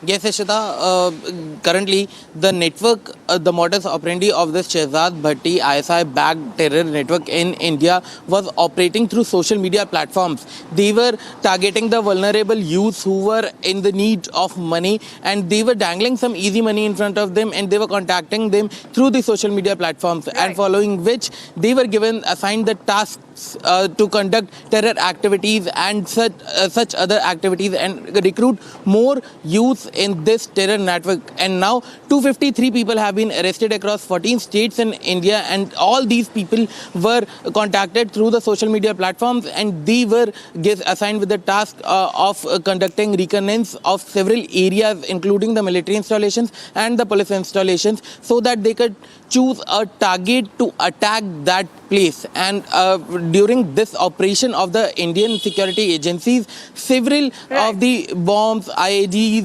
CCTV cameras, live cartridges, pistols were also recovered, which proves that the arms and ammunitions were transported via Pakistan to India, as there was a marking of Pakistan Ordnance Factory on this. Back to you. All right. In fact, Saurav, do continue to stay with me. We're getting some more information, as well as Pakistan has now responded. It is completely rattled up. Indian government announced action against ISI-backed Shehzad Bhatti network. So we are looking at a very, response coming in, which shows how Pakistan is completely shaken with the way Indian forces have cracked down on its terror network, leading to about 200 operatives of ISI getting arrested across India. So Pakistan completely left shaken as India now takes hard action against the terror forces operating from its soil and leading to more national security threats for India. So as India cracks down and continues its anti-terror operations, Pakistan has been left completely shaken, completely rattled with the way Indian forces have now carried out over 200 arrests have been made, and we are looking at raids are being conducted across 14 locations. In fact, coming back to you on this as well, Saurav, now as we continue our terror operation, we are looking at that Pakistan is completely rattled, left completely shaken with the way Indian forces have now cracked down on this ISI-based network. Yes, Ishita, this is the old habit of Pakistan that they deny all these proofs which was given by India that more than 250 terrorists are working in India currently of the Shehzad Bhatti ISI based network, and Pakistan is again using this old tactic, and they this is a long history of Pakistan that they always deny the proofs given by the India over their terrorists operating in the country itself. And this is not something new. During the Kargil war also they denied that the soldiers who were present at the post in Kargil, they were their soldiers and they left them. And In fact, now again when the Home Minister tweeted that more than 250 terrorists have been arrested in India across 14 states, now